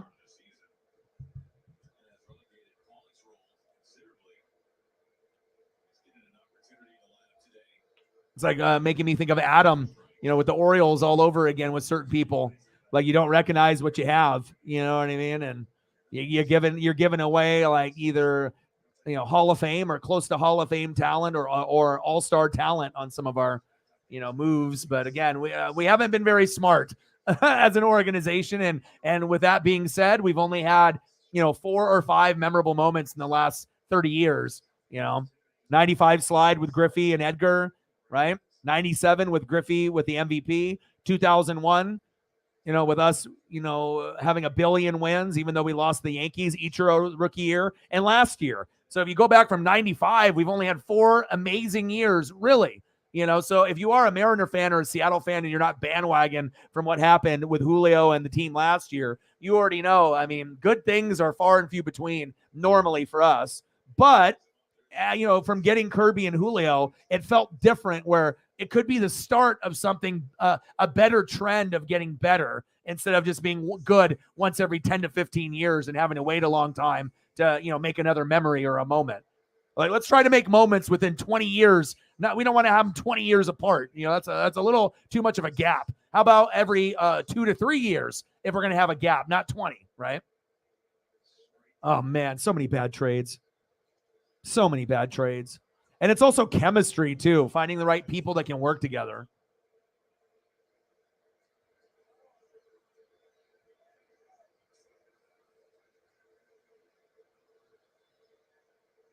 Had to get that refreshed. Still had the same lineup up from the previous top part of the inning. Good old ESPN loves to freeze. All the way to the warning track. 2 away.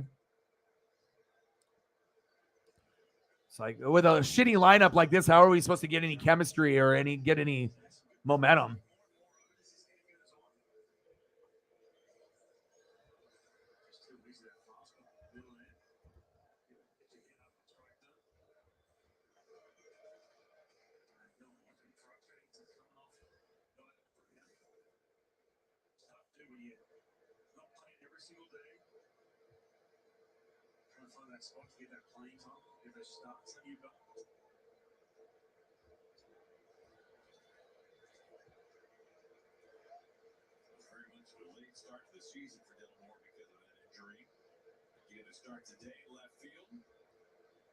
Yeah, but especially if you're going back in the 80s and the early 90s, like I said, with the steroid era, maybe not, splitted that blat to obliterated that one, but at that piece, that was just a person that wasn't really understood. I think a lot of times you didn't really know what you had. The focus was more, Griffey, Harold Reynolds, you had Griffey coming up and all the hype. And then with all the Griffey hype, you failed to realize that there was other really good pieces that if you just would have opened your eyes or, gave it a chance, what could have been,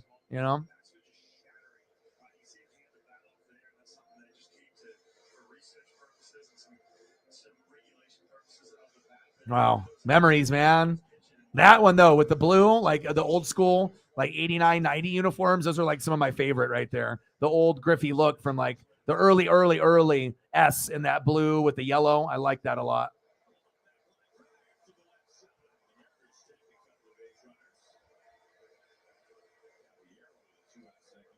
I mean, I love it. Yeah, of course I love it. You know what I mean? I mean, I still got my hard hat, that Seattle hard hat, the kids version. I know some kid tried to steal it from me, and then I lost it for like 20 years, and then my dad found it. And it's from like 89, 90, right around that same time where, Griffey was a rookie, and then we had Griffey Sr.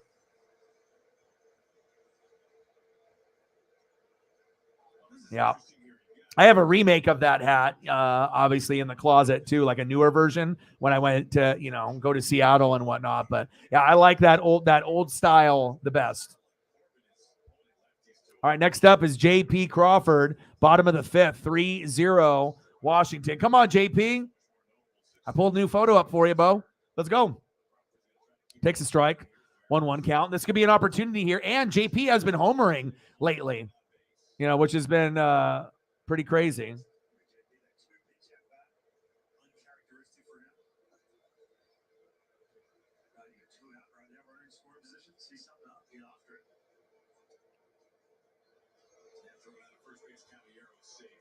Caballero safe.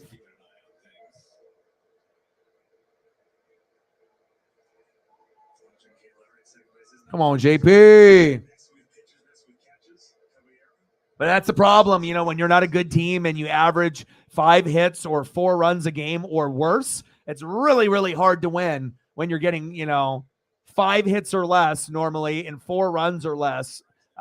You pray. And that's why when we ended up getting, 8, 9, 10 runs, it's weird. It doesn't feel like it's us. It's like, it should be, like something that we embrace and we're like, yeah, we got 10. Not like, oh my God, this is like, like Twilight Zone, Stranger Things. Like, that's what it felt like when we ended up getting 10 and 13 in that back-to-back.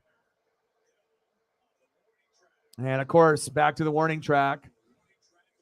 End of the 5th inning, 3-0 Washington. Brutal.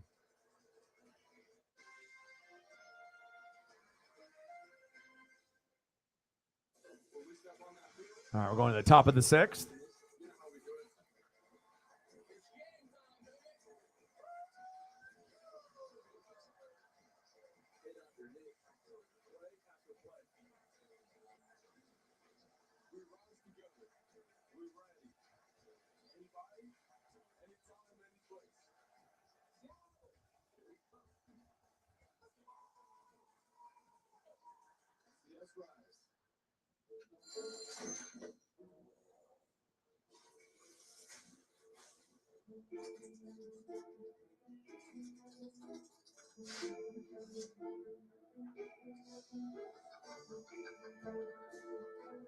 How you feel? Reflect about how you feel about Harold Reynolds on MLB Network.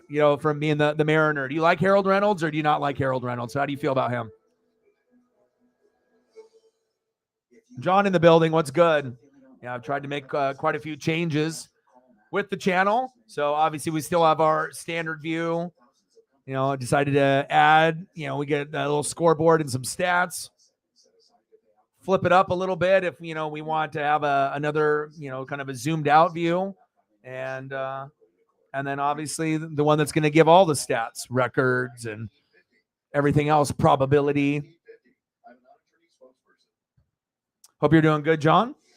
Hope you enjoy the look. And yeah, I think, like I said, and then for the background on it, doing just baseball cards, football cards, just depending on what sport we're doing, we'll have some amazing cards in the background reflecting on the sport that I'm doing. And I think we're set, going into football season and all these other events. We got WWE pay-per-view this weekend as well. And I'm always going to try to, keep making things better and better on the channel. And it's just nice that I finally tried to figure shit out. I think I got 4 other camera angles that I can add before football season. So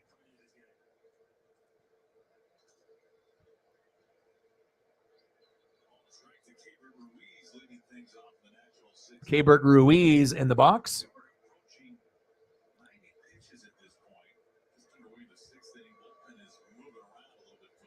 84 pitches for Gilbert, 4 Ks.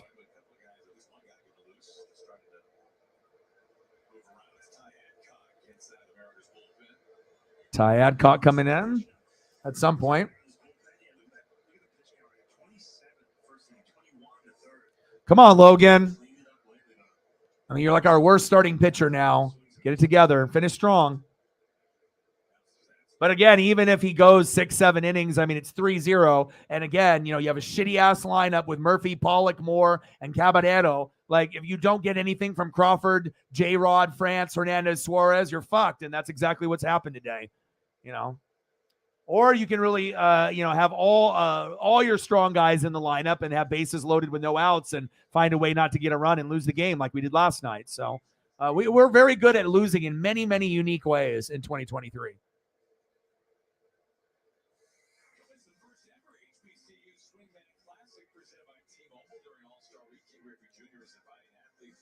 HBCU Classic. Yeah, every once in a while I'll watch, MLB Network, but I don't watch any of his stuff specifically. Hey, all of us are terrible this year. A lot of people, unless you're a Braves fan, then you're feeling pretty good. We got trouble here. 4-0. Going home. Get him. Got him. Ruiz says no. Ruiz slammed his helmet down. I need to see a replay there. You like that? It's cool, right? I tried to be able to find the right type of size, so that, it's streamlined with everything. And then obviously the size with my box, it has to be the size of the ads, and the other things, it has to, see how they have ads and stuff. And I need to make sure that we're lined up. So it's just like I'm an ad, type of thing, with the format and everything. So said he was out of the base path, but I don't know. That might have been just a 4-0 game. Maybe the ump is going to get thrown out here, but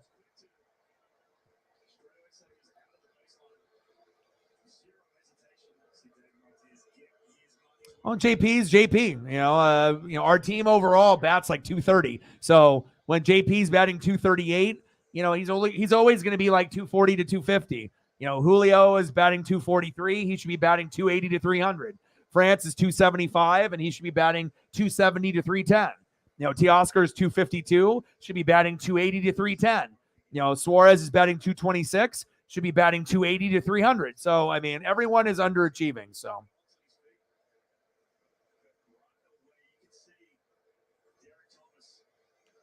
Jay in the building. What's good? All right, let's see here. Did he go out of the baseline? Yep. He did go out of the baseline. So that was a good call by the ump. Yeah, and like I said, I once I finally got the right look and we can, flip things around. Standard look when I start the show. If we want to discuss stats very in depth, we can go this route.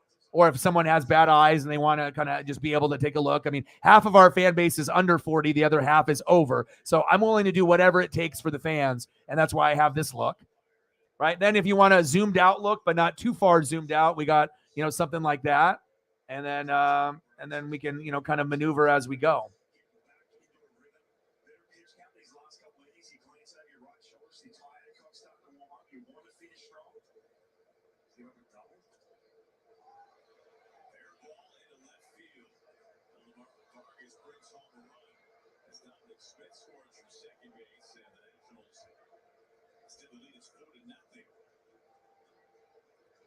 And then go here.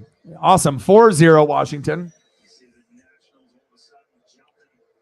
But I think this will be good. And then I can just do baseball cards, basketball cards, football cards, hockey cards. And then we'll do that in the background, depending on, what ones that I feel are good. And then, yeah. So then I think it gives every person, what they need. As far as the thumbnails needed to be better, I got that done, right? Backgrounds and camera angles and scoreboard and stats need to be figured out. And, I think we got something here now. So.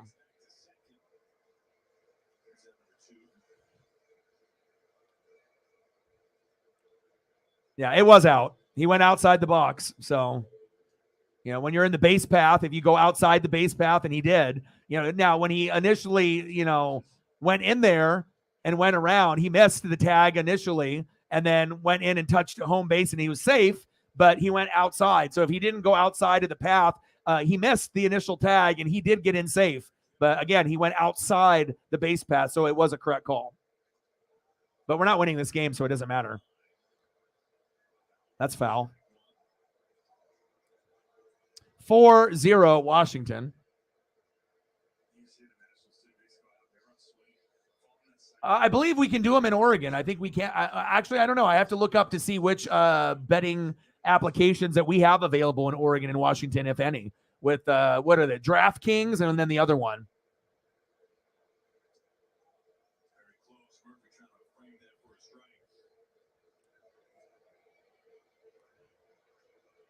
Oh, yeah. I mean, I've been a fan since, 85. And again, when you're batting as a team 230 and you do have a good pitching staff, a top 10 pitching staff, but the records don't indicate how good our pitching staff is. A lot of them are 500, one game above 500, or a couple games below 500, when a lot of the guys should be 6-4, 7-3, 8-2 if we had hitting. Like if our team was batting 280, for the season instead of 230, then, it'd be completely different. But yeah, I agree with you. I wouldn't be betting on the Mariners either. And especially on games where we should win, then you obviously aren't following. And when you look at the lineups, the lineups are very critical. And I already knew we were going to lose this game when I looked at the lineup. Gilbert's pitching. He's the sixth best pitcher now for us, our worst starter. And then when you're sitting in the 6 hole with Murphy, backup catcher, DH Pollock, not Mike Ford, Dylan Moore, that's got one hit all year, and then Jose Caballero, who I like, but just in a combination with Murphy, Pollock, and Moore, it's asking for disaster. And then you're asking way too much from Crawford, J-Rod, Ty France, Hernandez, and Suarez. And you don't even have Cal Raleigh or Kelenic in the lineup. So it's kind of like a beat us the fuck up lineup. And, and even if Logan Gilbert was lights out with 10 Ks, we still would have lost this game. So that's what's kind of sad about the team, at this point. So it does not look like we are a playoff team. Right. Well, that's why you got to be able to talk to Mariner people or people that are actually covering the team, watching the team on a daily basis instead of just looking at like a scorecard or just making a bet raw.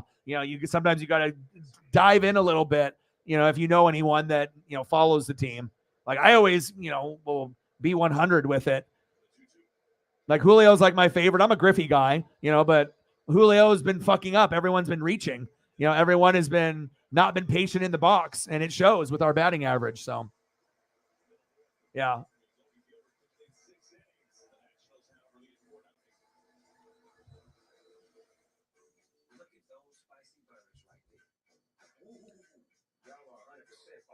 Yeah.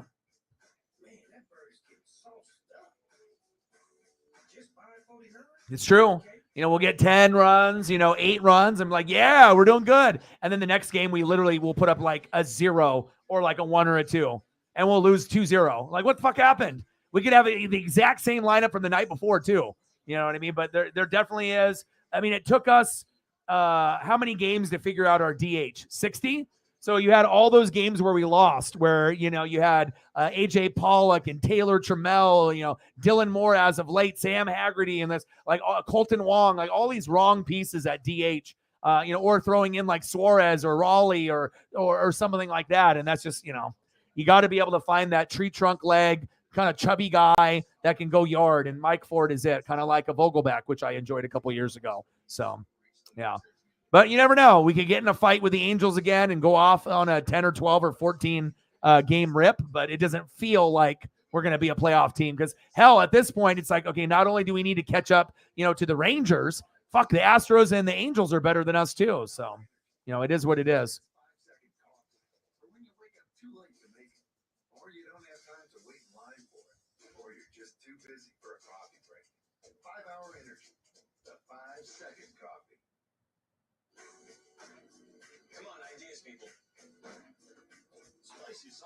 Chicken sando, curly fries, taco, Sprite, and a fake crown. You dig? I was just gonna say that. Same. How much you need? Only at Jack in the Box.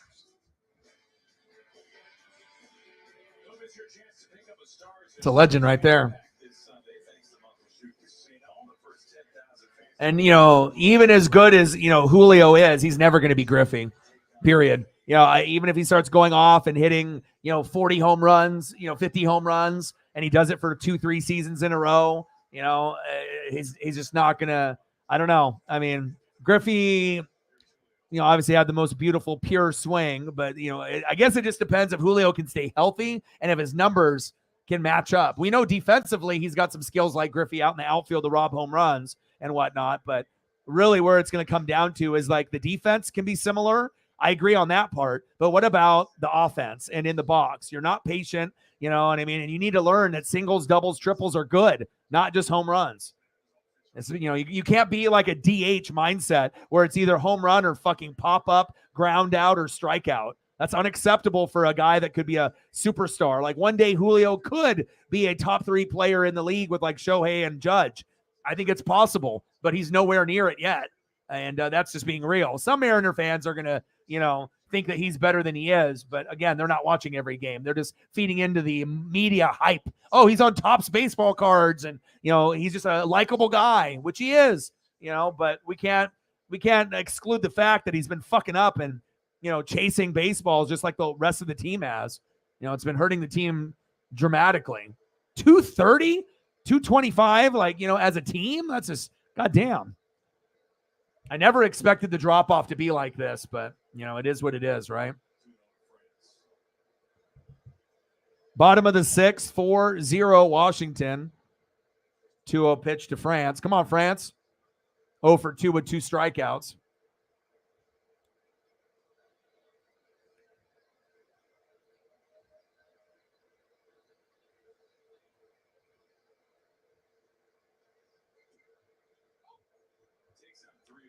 Takes on 3-0.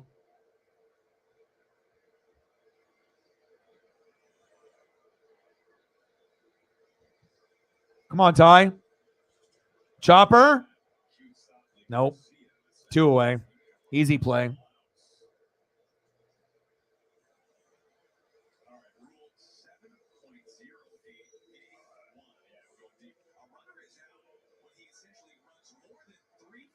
Next up, right fielder, Teoscar Hernandez. Come on, Tail. A couple new ones there for you.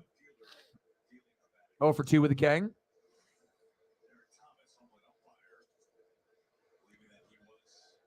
I don't know, man. It's just sickening when I see like all the guys doing the same thing as Julio. Everyone is swinging for a homer on the first 2 pitches, regardless if it's good or a bad pitch. Everyone thinks, oh, the pitcher's trying to get ahead of the count and go strike right down the middle. I'm going to go for it all. And then a lot of these pitchers have learned that they can throw a shitty pitch and they might get a cheap strike right off the bat. So then you go down 0-1, right? Then you foul off another pitch. Now you're down 0-2. Then you just sit there and then you take a strike looking and then the inning is over. It's like you got to be able to, help yourself out a little bit.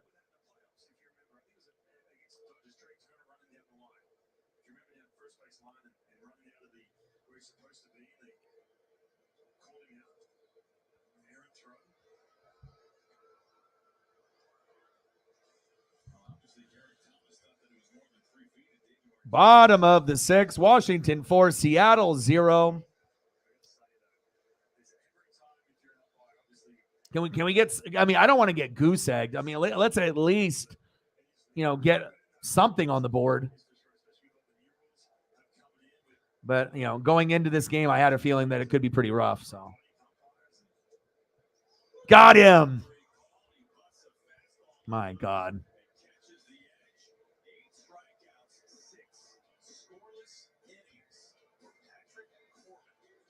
Patrick Corbin, so many Ks. What, 7? 4 Ks for Gilbert. Larry, are you sure you can fix that? Oh, yeah. Easy peasy. Good to hear. I gotta get to Grover. Whatever the challenge, Grover is close by with reassuring advice, selection, quality, and price. Well, All right, we're going to the top of the 7th. Larry. No brainer. Walk in the park. Leading off for the Nationals, 0 for 2, catcher Riley Adams. Batting second this inning, 1 for 3 with a run, right fielder Lane Thomas. And batting third, 1 for 3 with a run, second baseman Luis Garcia. And Patrick Corbin has been fucking us up. I see you, Patrick.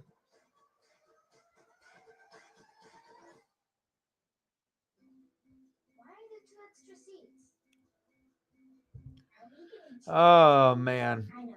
Giant Uncle Dave and his giant beard. Maybe a dragon. Twin sisters. And one is a robot and one is a knight. And I'll be on the side of octopus. The Volkswagen Atlas is best in class third row legroom. Visit your Volkswagen dealer for 4th of July deals and get 3.9%. I mean, can we have some moments like this? Atlas or Atlas Cross Sport.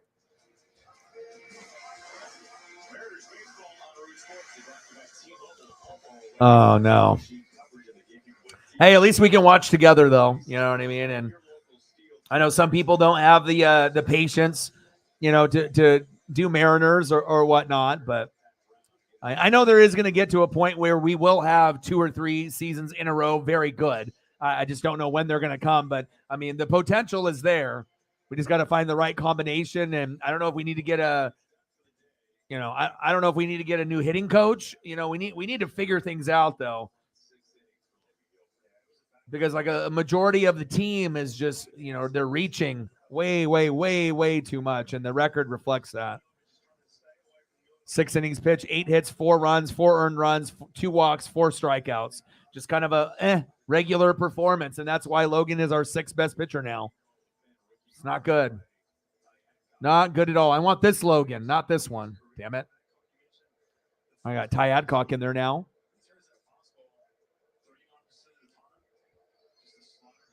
I appreciate it.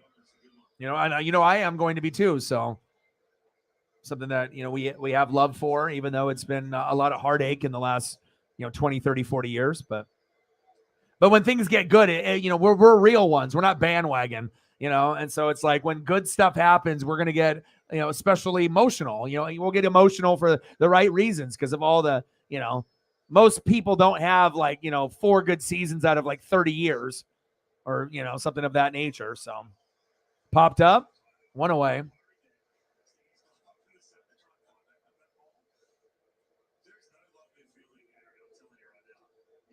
I agree, 100%.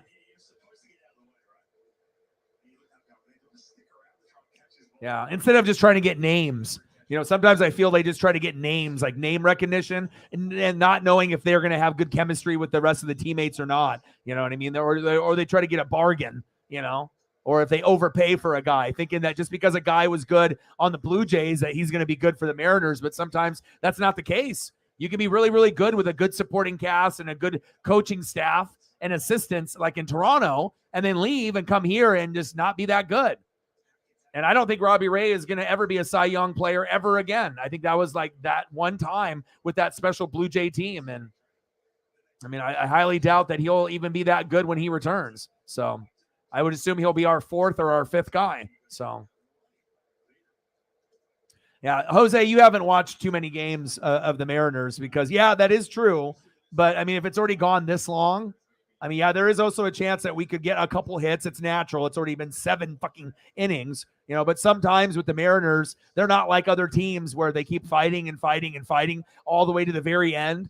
It's like the Dodgers back in the day when they were championship caliber. You knew that when they got down like this, 1 out of every 4 games, they would come back and win. But this Mariner team is not like that. This is not a good lineup. We don't have good pitching in this game. So, I mean, unless their pitching changes after Corbin, and then maybe we can get something after he goes out. But I don't think it'll be enough for us to win.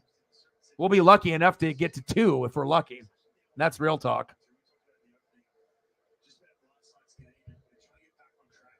Me and Reflect have been watching for a long, long time. I mean, I've been watching since the 80s. So I know when we're good and I know when we're not. And sometimes you can get lucky, and the game kind of starts over when the starting pitching goes out. But it also depends on who they have coming in and filling in.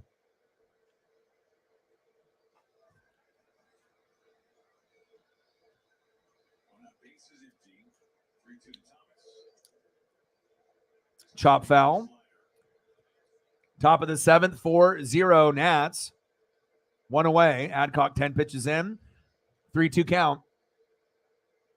Yeah, he's got optimism. That's true.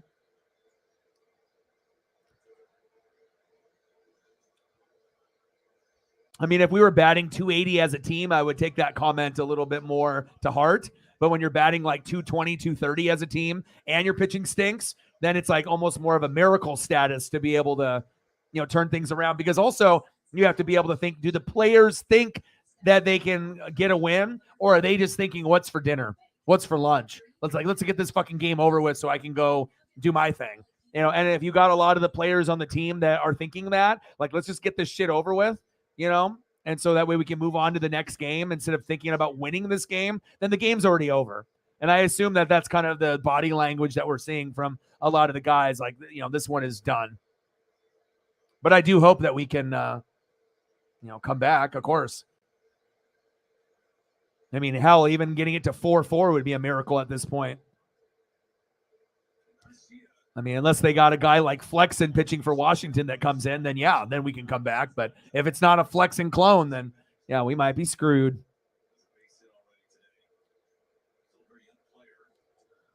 2-0 pitch in the zone for a strike, 2-1 count. Reflect, what do you think about Ty Adcock? Do you like him? What do you think about him?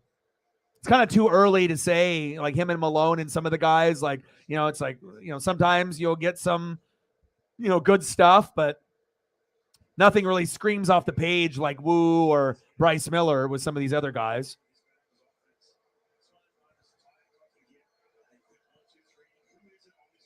But I mean, any pitcher that comes in, we just want you to do your job.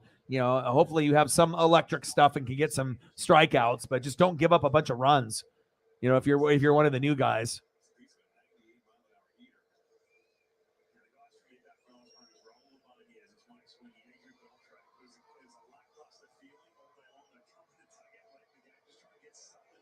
Oh man, dumb.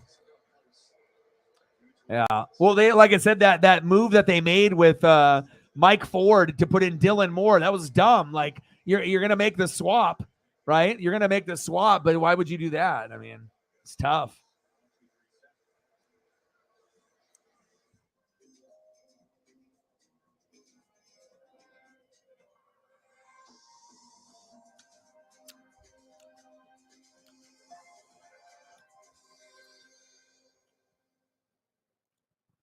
All right, Garcia lined out to left.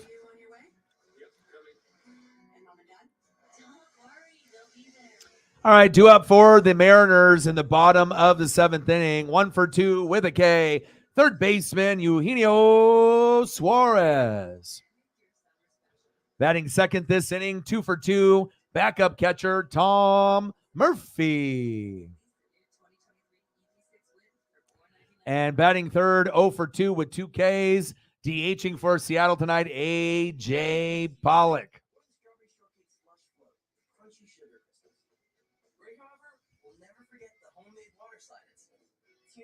Yeah, I hope he does well too.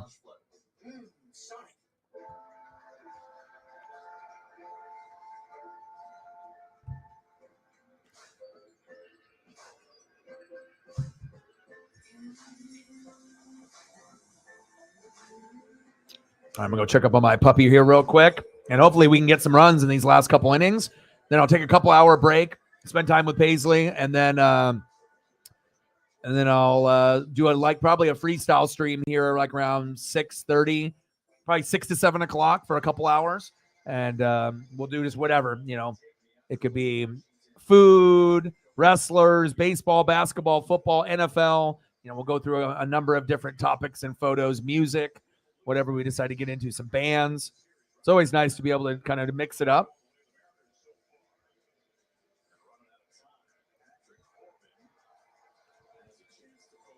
Yeah, Corbin's got 8 Ks. He's still out there. That's a big part of why we're not doing that well either.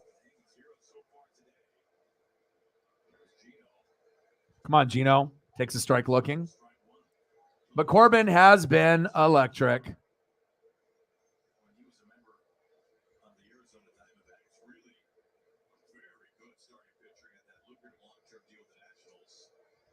Yeah, he was good back then.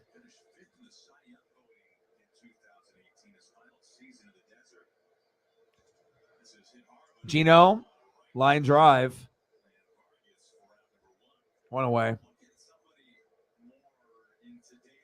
Next up, catcher Tom Murphy.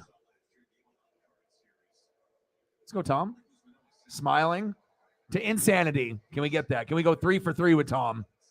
Of course, the game where we're getting our ass kicked, he goes 2 for 2.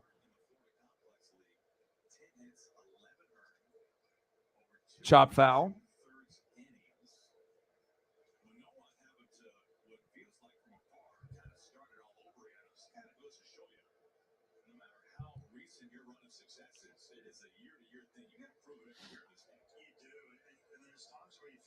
.250 average for Murphy, 3 homers, 7 ribbies. Pitches inside, 1 ball and 1 strike. Oh, come on, Ems. But that's one thing about me, if I have, my teams that I've been following for 20, 30, 35 years, I don't give up. I don't turn the TV off. Look at it, he went 3 for 3. Look at that. The only guy that's actually doing something for us today. There we go. Normal. Insanity. 3 for 3. Let's go. 3 singles for Murphy. Now, if we could get that production for some of the other guys. First 3-hit game this season. Nice job, Tom. Next up for the Mariners, DHing for Seattle, A.J. Pollock. But I guess we're going to save like the Mike Fords for the good pitcher. We're going to save the Mike Fords for, Luis Castillo. We're going to save the Mike Ford for the Bryce Millers, the George Kirbys, even the Brian Woos.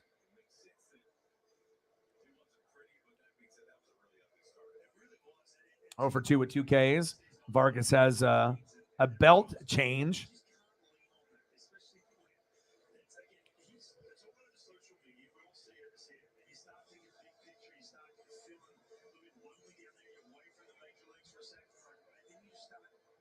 Five hits for the Mariners, but it doesn't even feel like we have 5.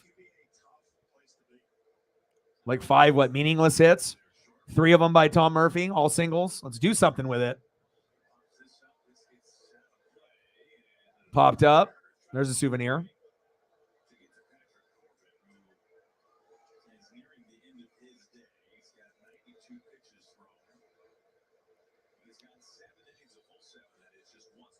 Yeah, we definitely need to get Cal and Eugenio on track. Like I said, I feel when Cal and Eugenio get on track and they're, going, then that'll be like probably the last pieces that need to get going, or maybe they'll get going sooner than some of the other guys higher in the lineup. Big swing and a miss, 0-2 count.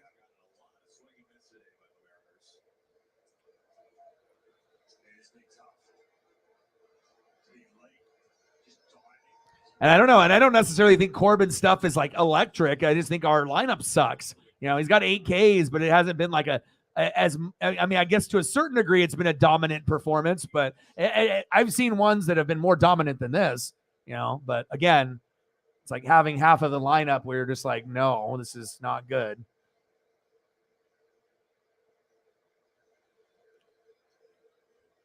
Bottom of the 7th, 4-0 Washington. Runner at first, 1 away.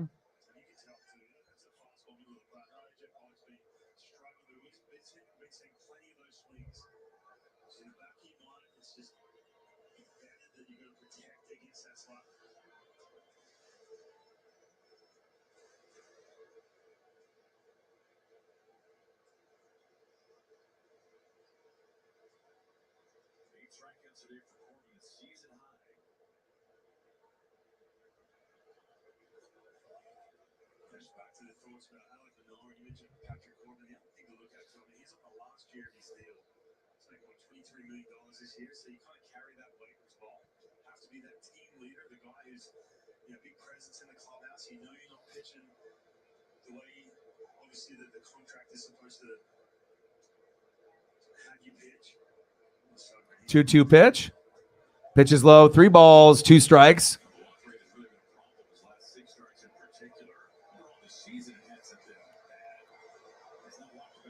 No walks today for him either.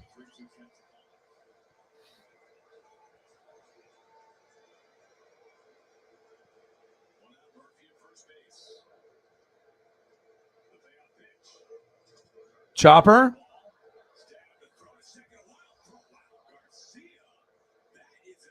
Wow, how did he get that throw at second? Horrible throw at second that made him fall down, but they get the force out. Wow, let's look at this replay again.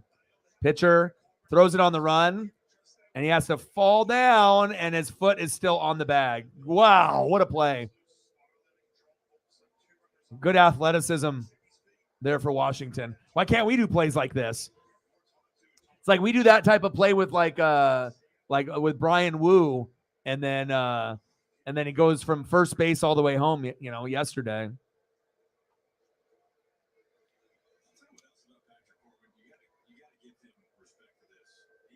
All right, come on, Dylan. Bottom of the seventh, 4-0 Nats. Chop foul. Come on, Dylan.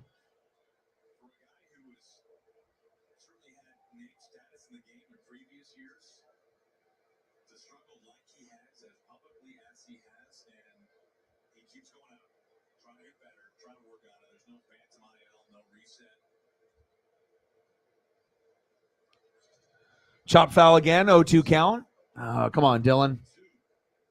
Let's go for your hit total from 1 to 2.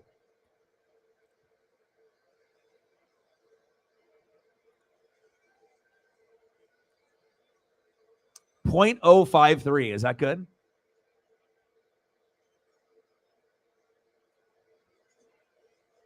Yeah, I agree.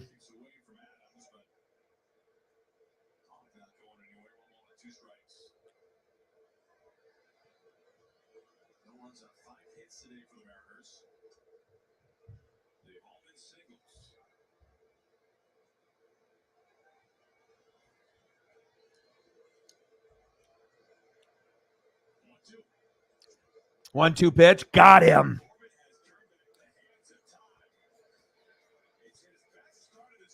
Wow. 7 scoreless. 9 Ks for him. Good for him. Not good for us.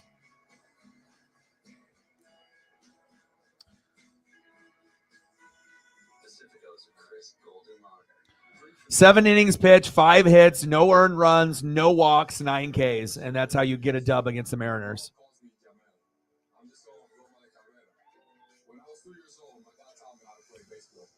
Going to the top of the 8th.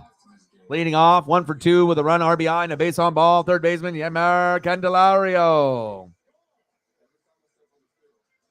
Batting second, 2 for 2, 2 RBIs, a base on ball, DH, Keibert Ruiz.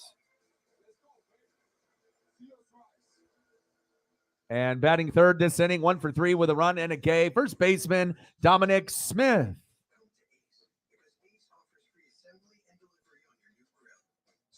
Now we'll see if we have Adcock still out there or not.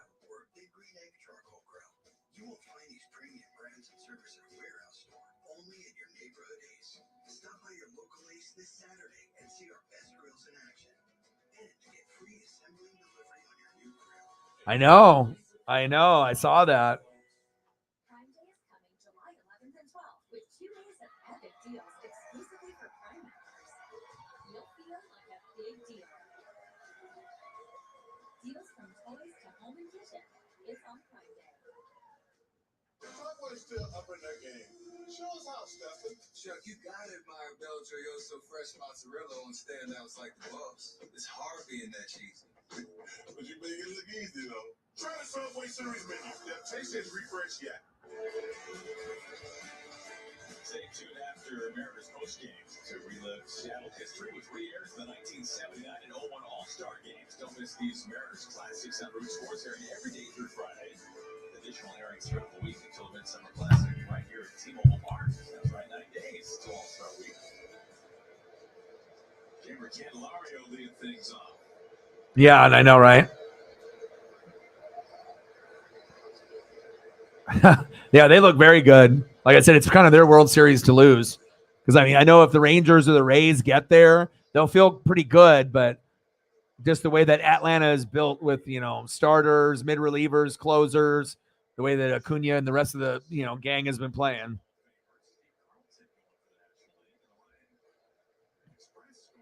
Oh, wow.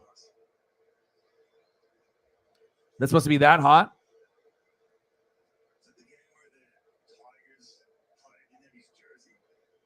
Oh, really? I did not hear that. Did that just come out? Interesting. Yeah. Astros obviously had some injuries and whatnot.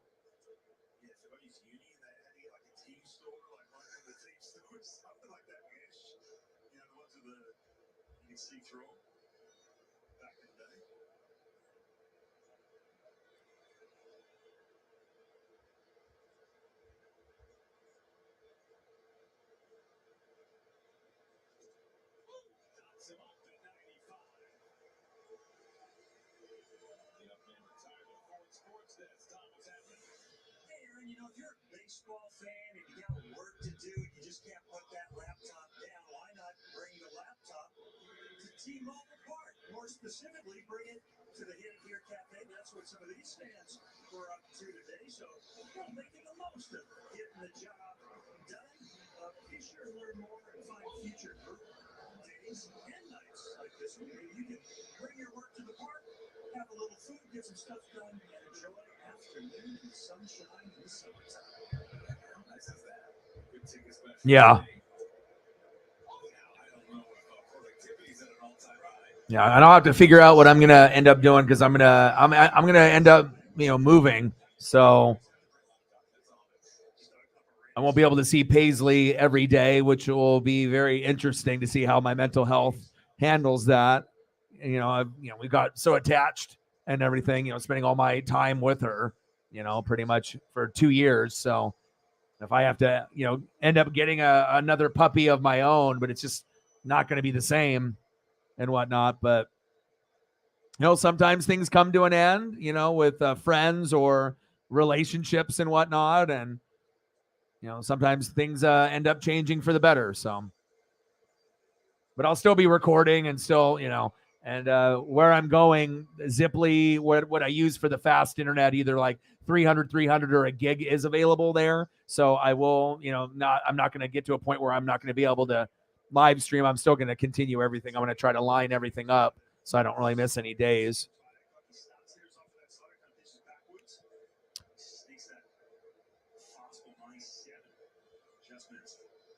1-2 pitch for Ruiz. Nice catch. Yeah, but the thing is, I got a lot of, my friends and friends, it's like when you're, with someone, if you're like boyfriend, girlfriend, and you've been with someone for, a year to 5 years or longer, sometimes things start off good and then you kind of, turn into kind of more like roommates rather than like being together, or you break up and then you need to move out, but you can't afford to move out. And then you're stuck living with an ex until you can figure shit out. You know what I mean? I got a lot of people that have kind of been in that same boat. And obviously if you're going to, live, with an ex, you can only do that for so long, so. But I will miss Paisley. That's for damn sure. I don't know what's going to happen with that. I mean, I would pay money that was paid for Paisley to live with me, but I assume that, Paisley will be here until she becomes a menace when I'm not here. And I just I'm sad because I don't think she's going to get the love that I have been able to provide for her, because that type of dog, if you have a Pitty or American Staffordshire, they need to be walked a lot, like an hour to 2 hours a day. And the people that live here don't have that type of love for her. So I don't know how that's going to work out, because you have to, not make excuses. You have to go out there and you have to do it. You have to put the dog first, the puppy first. So I don't know, the puppy, either, unless she gets to a point where she is so miserable or too much of a hassle, and then I end up having an opportunity to buy her or get her myself where I'm at. But then if I end up getting a puppy of my own, then I'm not going to be able to have two. So it's definitely kind of a tricky situation that I'm in. But Paisley's good for my mental health. The other people, not so much. But, we'll see where it goes.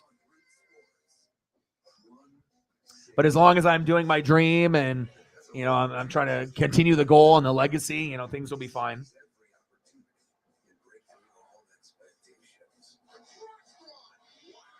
This game will give you plenty of ups and downs, highs and lows. But one thing's for sure, there's never a dull moment out on the diamond.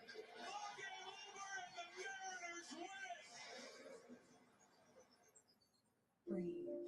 Oxygen not only helps you decompress, but oxygen can also protect your skin by killing common acne bacteria on contact. Liquid Oxygen Skincare is a breakthrough science infused with oxygen and not benzoyl peroxide. Liquid Oxygen works on all skin types and it's backed by 9 clinical studies. The solution for your acne problems is here. With Liquid Oxygen's easy 3-step system. Call 1-800-1111. All right, we're going to the bottom of the 8th. Visit buyliquidoxygen.com today. Liquid Oxygen, life for your skin. When he first got through swinging, All right, leading off for the Mariners in the bottom of the 8th, 1 for 2, second baseman Jose Caballero. Batting second, shortstop J.P. Crawford, 0 for 3. And batting third, 0 for 3, center fielder Julio Rodriguez. Come on, J-Rod. You better than that. Come on, baby.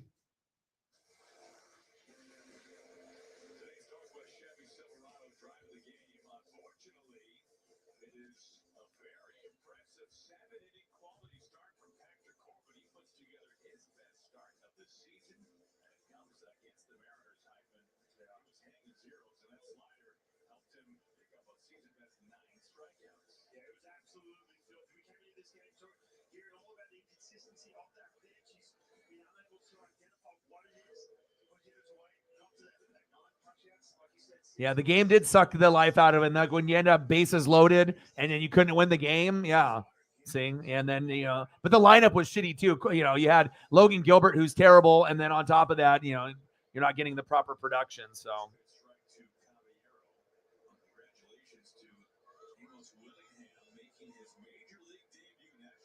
and then we got the Rays this weekend. So we're probably going to get fucked up by then. I don't know if you saw on Friday who we're playing. They're doing McClanahan's 11-1, even though he missed his last start. So we could get swept by the Rays. So.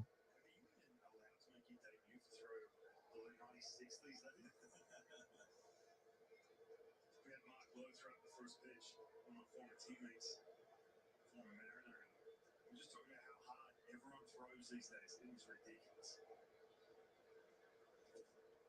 98 misses. I mean, Mark was in triple digits back in the day. That was an outlier. Now it's like everyone's 96, 98. Short arm path is deceptive. It's a good pitch. 98 at the knees. Nothing but the heater. Rule ball 2. Began the year in Double-A Harrisburg and then made the jump to Triple-A. And today making his big league debut.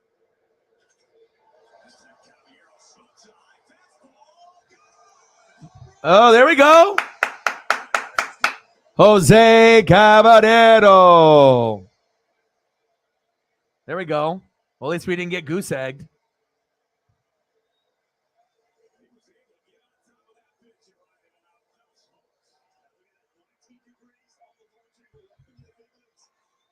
Good job, Jose. 4-1. Oh, there it is. Let's see the graphic. There we go. There we go. There we go. Explosions, explosions. Yes. Wow. Just barely above the mat. Wow.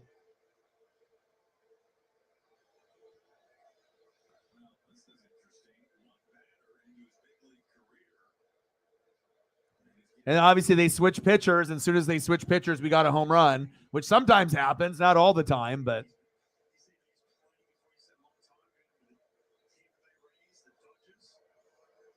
All right, we're slowly chipping away. I mean, 4-0 is terrible, but at least 4-1 is something.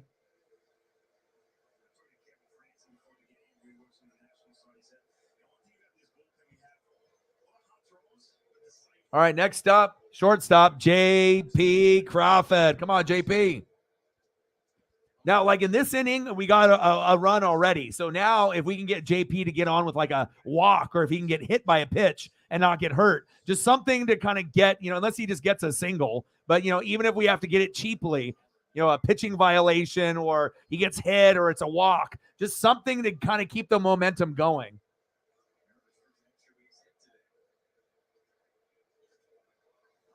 JP, right, to the pitcher and down towards first base, one away.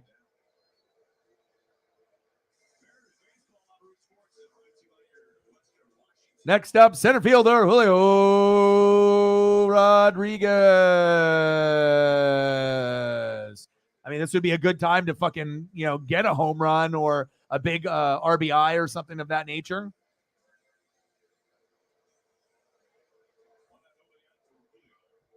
Well, no RBI opportunities because JP couldn't get on, but a home run or at least just get a single to keep the drive going, keep the momentum going.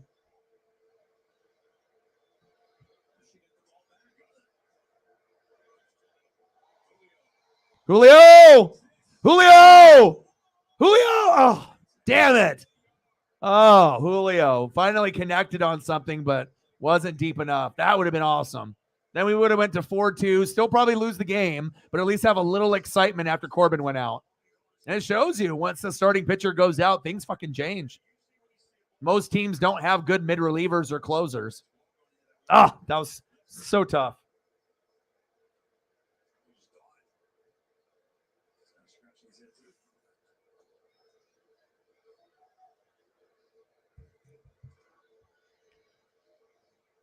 Oh for 3 with 2 Ks. Next up, Ty France. Let's go, Ty. Come on, baby.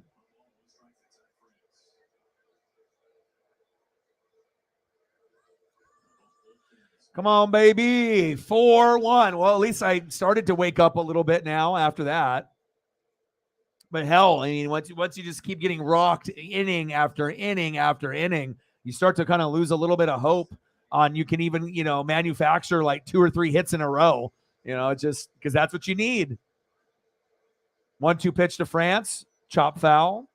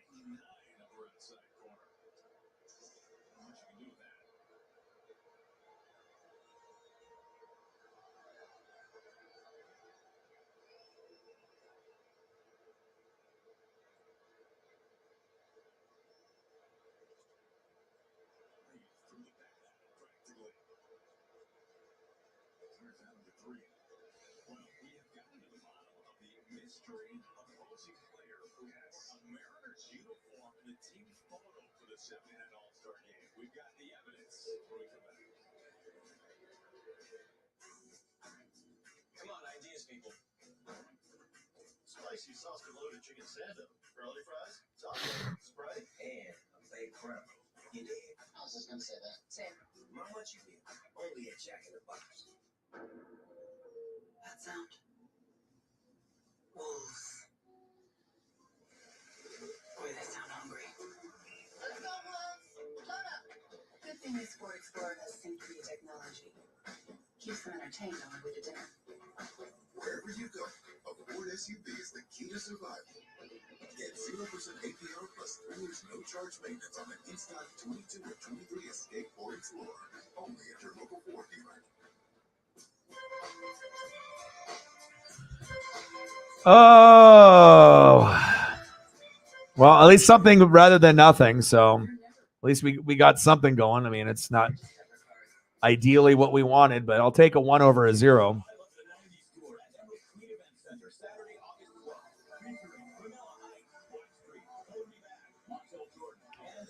All right, come on, baby. Let's see what we got next.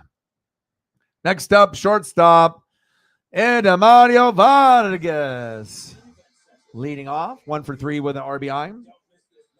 Batting second, left fielder Corey Dickerson. And then batting third, Derek Hill, unless they make changes. So we'll see if they end up making some changes since we get kind of towards the end of the game. Sometimes we'll get pinch hitters and whatnot and substitutions. So we'll see if they make any adjustments once we get back to the commercial break.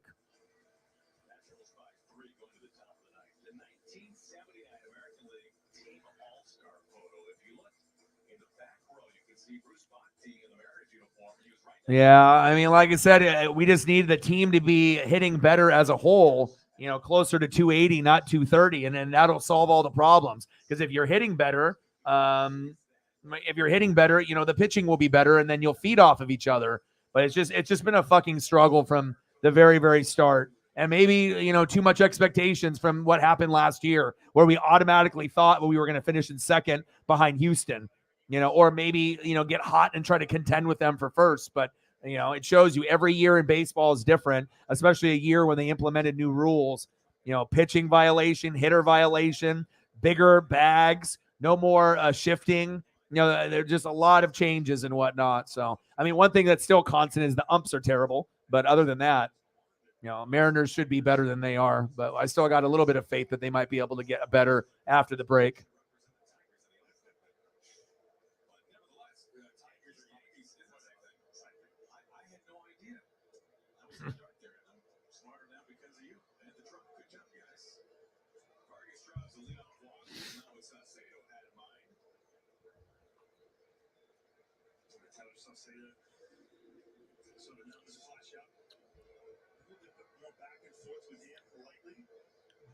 Consistency again.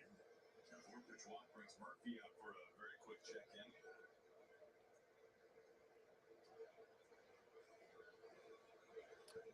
Oh, they got Garrett in. See, they did make a change. I knew it. Normally, when you get towards the end like this, you know, there's going to be changes. All right, top of the ninth, 4-1 Washington. Come on, baby.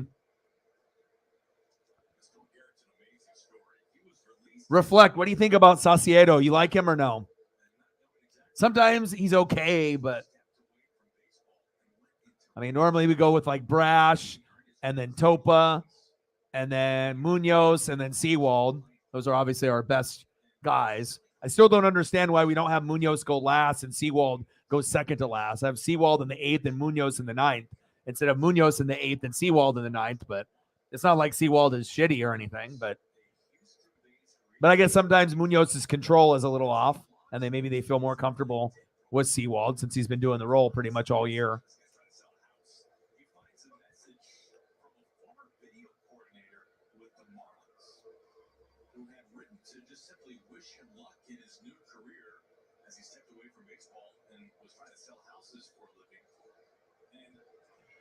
Let's go, baby. 4-1 Washington.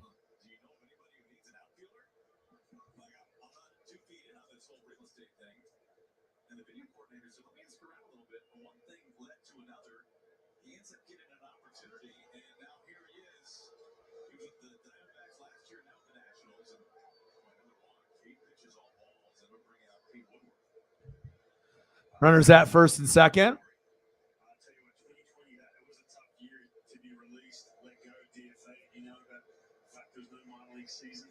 Top of the ninth, 4-1. Not an ideal game for Seattle fans, but I think we're kind of used to it this year.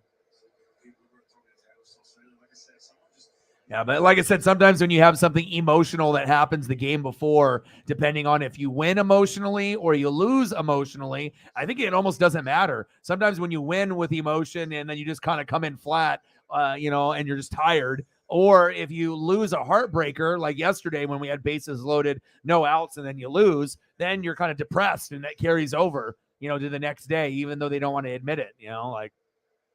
But again, Logan Gilbert pitching, you know, shitty lineup. Everything was pointing for us probably losing unless we got incredible numbers from the top part of the lineup or Gilbert got like 10 Ks and we didn't get either of those to happen. So.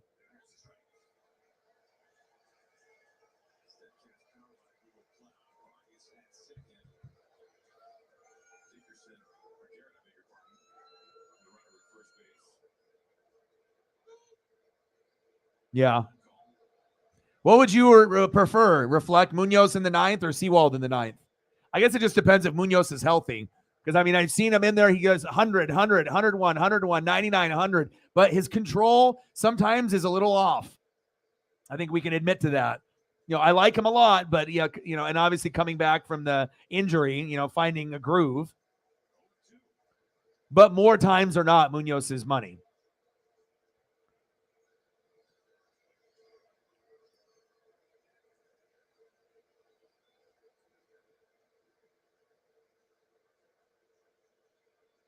Yeah, I don't know. I think I'm a little still up in the air with Saucedo. You know, sometimes it's okay, pretty good, but got him. There we go. But other times, you know, it's just like every other pitcher we have. It's just like, here's another, you know, bad, you know, little set where you're giving up a couple walks or a homer and whatnot. But it's hard for guys just to come in, you know, to a game situation when you've been sitting for fucking 3 hours or 2.5, and they're like, get in there. And even if you've been warming up for 5 minutes or 30 minutes, that doesn't mean that you're going to be able to reflect that type of pitch when you get in. It's a whole nother type of thing. So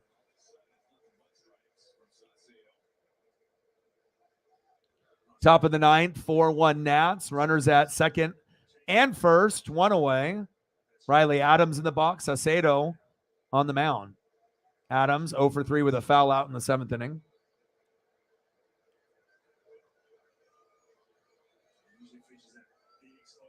Yeah. And also, since Munoz was, you know, injured for a good chunk of the year, Seawald has done it. You might as well keep him in that spot. You know, now if he was struggling, then, you know, make the switch or whatever. But he has been pretty steady for us most of the time. So it's probably smart just to keep it where it's at. So I guess, yeah, I guess that's what they're doing, I would assume, right?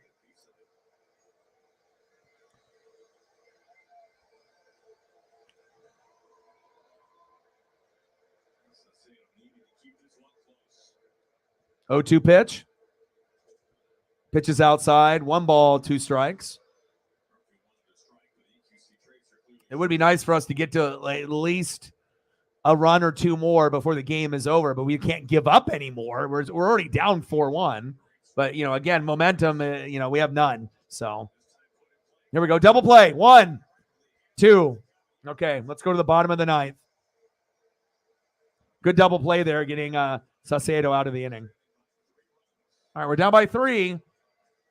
I mean, if this was the Mariners from last year, 1 out of every maybe 6 games like this last year, we would actually come back and tie and go in extra innings or win. And we were very, very good in 1-run games, and obviously this is a 3-run game at this point, but you never know. I mean, I didn't think Caballero was going to hit a homer, so anything is possible.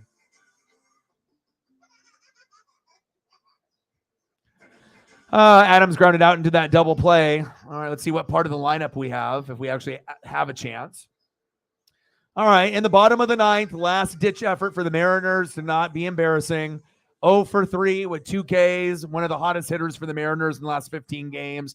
Right fielder, Teoscar Hernandez. Batting second, 1 for 3 with a K. Third baseman, Eugenio Suarez. And batting third this inning, 3 for 3, the Mariner that has actually the best day in 2023 for Tom Murphy. Let's get it. Let's go. I mean, I don't know if we're going to get something like that. Hernandez gets a single, Suarez gets a single, Murphy gets a homer, and then the game is tied. And then that face comes out. Normal. Insanity. Now, I would like this insanity face, but I don't know if we're going to get to that point. We'll see.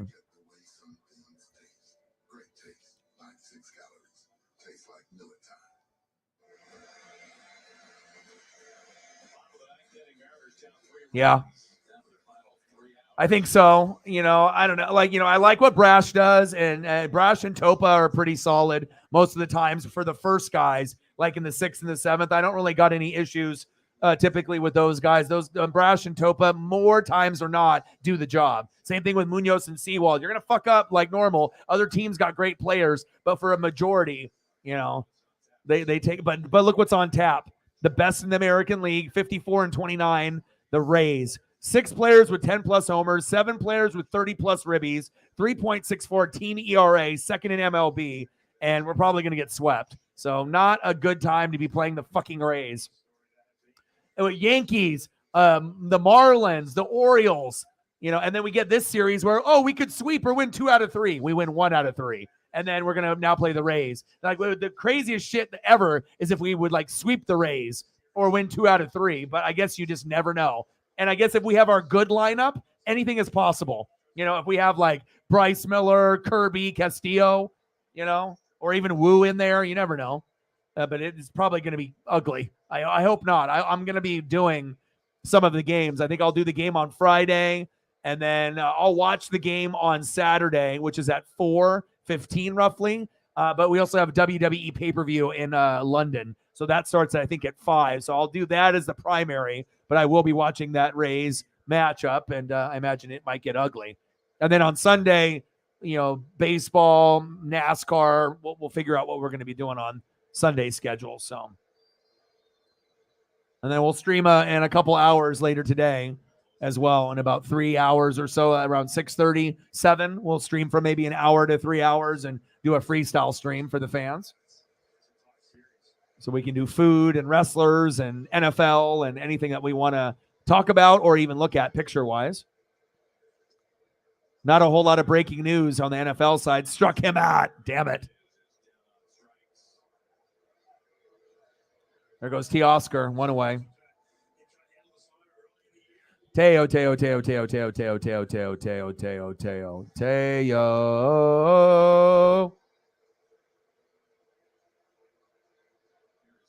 Next up, Eugenio Suarez. Big swing and a miss. It's like our fucking MO. Swing for fucking like a grand slam every first 2 pitches, no matter who it is in the lineup. It's like we're just swinging to go yard. It's like, what a horrible mentality to have. Like, singles are good in baseball. Like, sometimes singles are going to be better, than trying to rip a home run every time. You just need to be able to get momentum started. And then when you have someone on base, then, runners in scoring position, it gives you a little bit more time to focus instead of anybody being out there, and it's just bases are open. We definitely need a new hitting coach, I feel. Hell, probably a new pitching coach too. 10K average.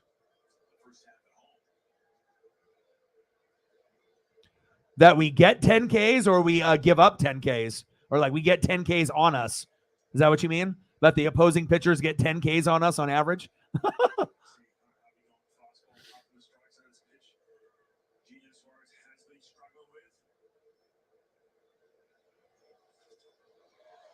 Suarez, easy pop-up.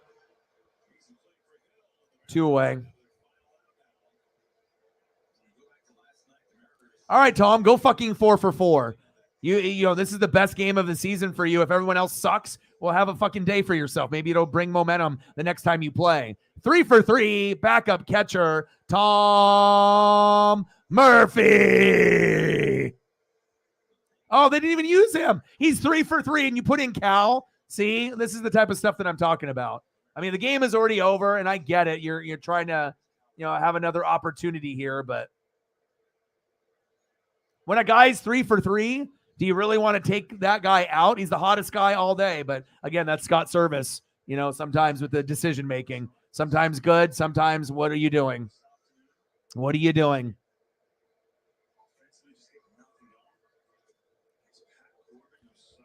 0-2 count. I mean, definitely Cal has opportunity to go yard sometimes, but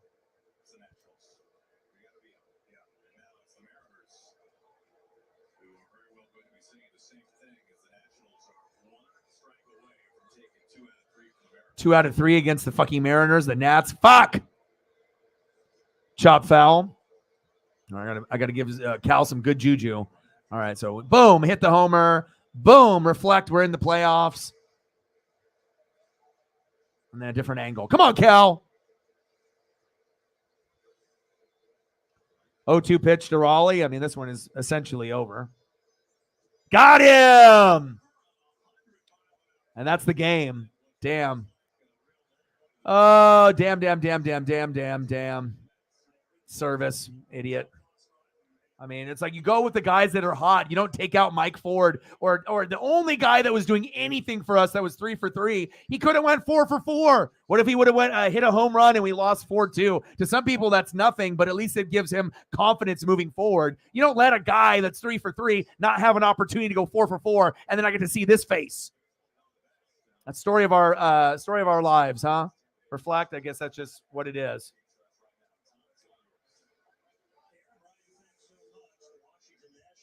Man, that's tough. Final score, Nats 4, Mariners 1, 31-48 record for the Nats, and we dropped to what? Or maybe they're 32-48, and I think we go to 38-41 now. That's terrible. Terrible.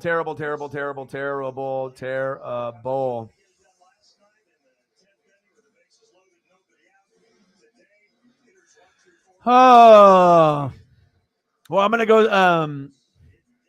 It just doesn't surprise me. Decision making, man. Oh man. Rough. We need to make a change at some point. But man, I love that you were able to spend some time with me. Obviously, I knew that views and subs and donos might be a little light, but thank you for helping at least on all ends of that. I really do appreciate it. Anything on the dono side is always better than nothing. So, and I am going to stream in about 3 hours, probably around 6:30 for an hour to 2 hours to 3 hours in a freestyle stream. Don't know if you're able to make it at that time, but if you are, I would love to be able to have you to hang out and just, chill if you have the time. If not, I'll talk to you very, very soon. And I'm streaming pretty much every day. So 100% Lou Piniella would have not done that. But again, different era, different game. And yeah, very, very rough. Logan, you didn't do a very good job today, but we'll see what happens. So I appreciate everyone that came in, that donated, commented, shared. Wish it could have been a little bit better. I will be back in live on YouTube here in about 3 hours for a freestyle stream, and then we'll figure out what we're going to be doing for the rest of the week. Friday, I know we got the Rays. Saturday, WWE pay-per-view. And we'll see what we got going on tomorrow, but I will stream in a few hours. So I love you guys, and I appreciate you guys very much. Reflect. You're my boy. I love you. Appreciate you. And thank you so much for your support. It means a lot. And I got one question for you. Talk sports like us. Your boy Ryan, Northwest Sports Fanatics, and I'm out. Gang.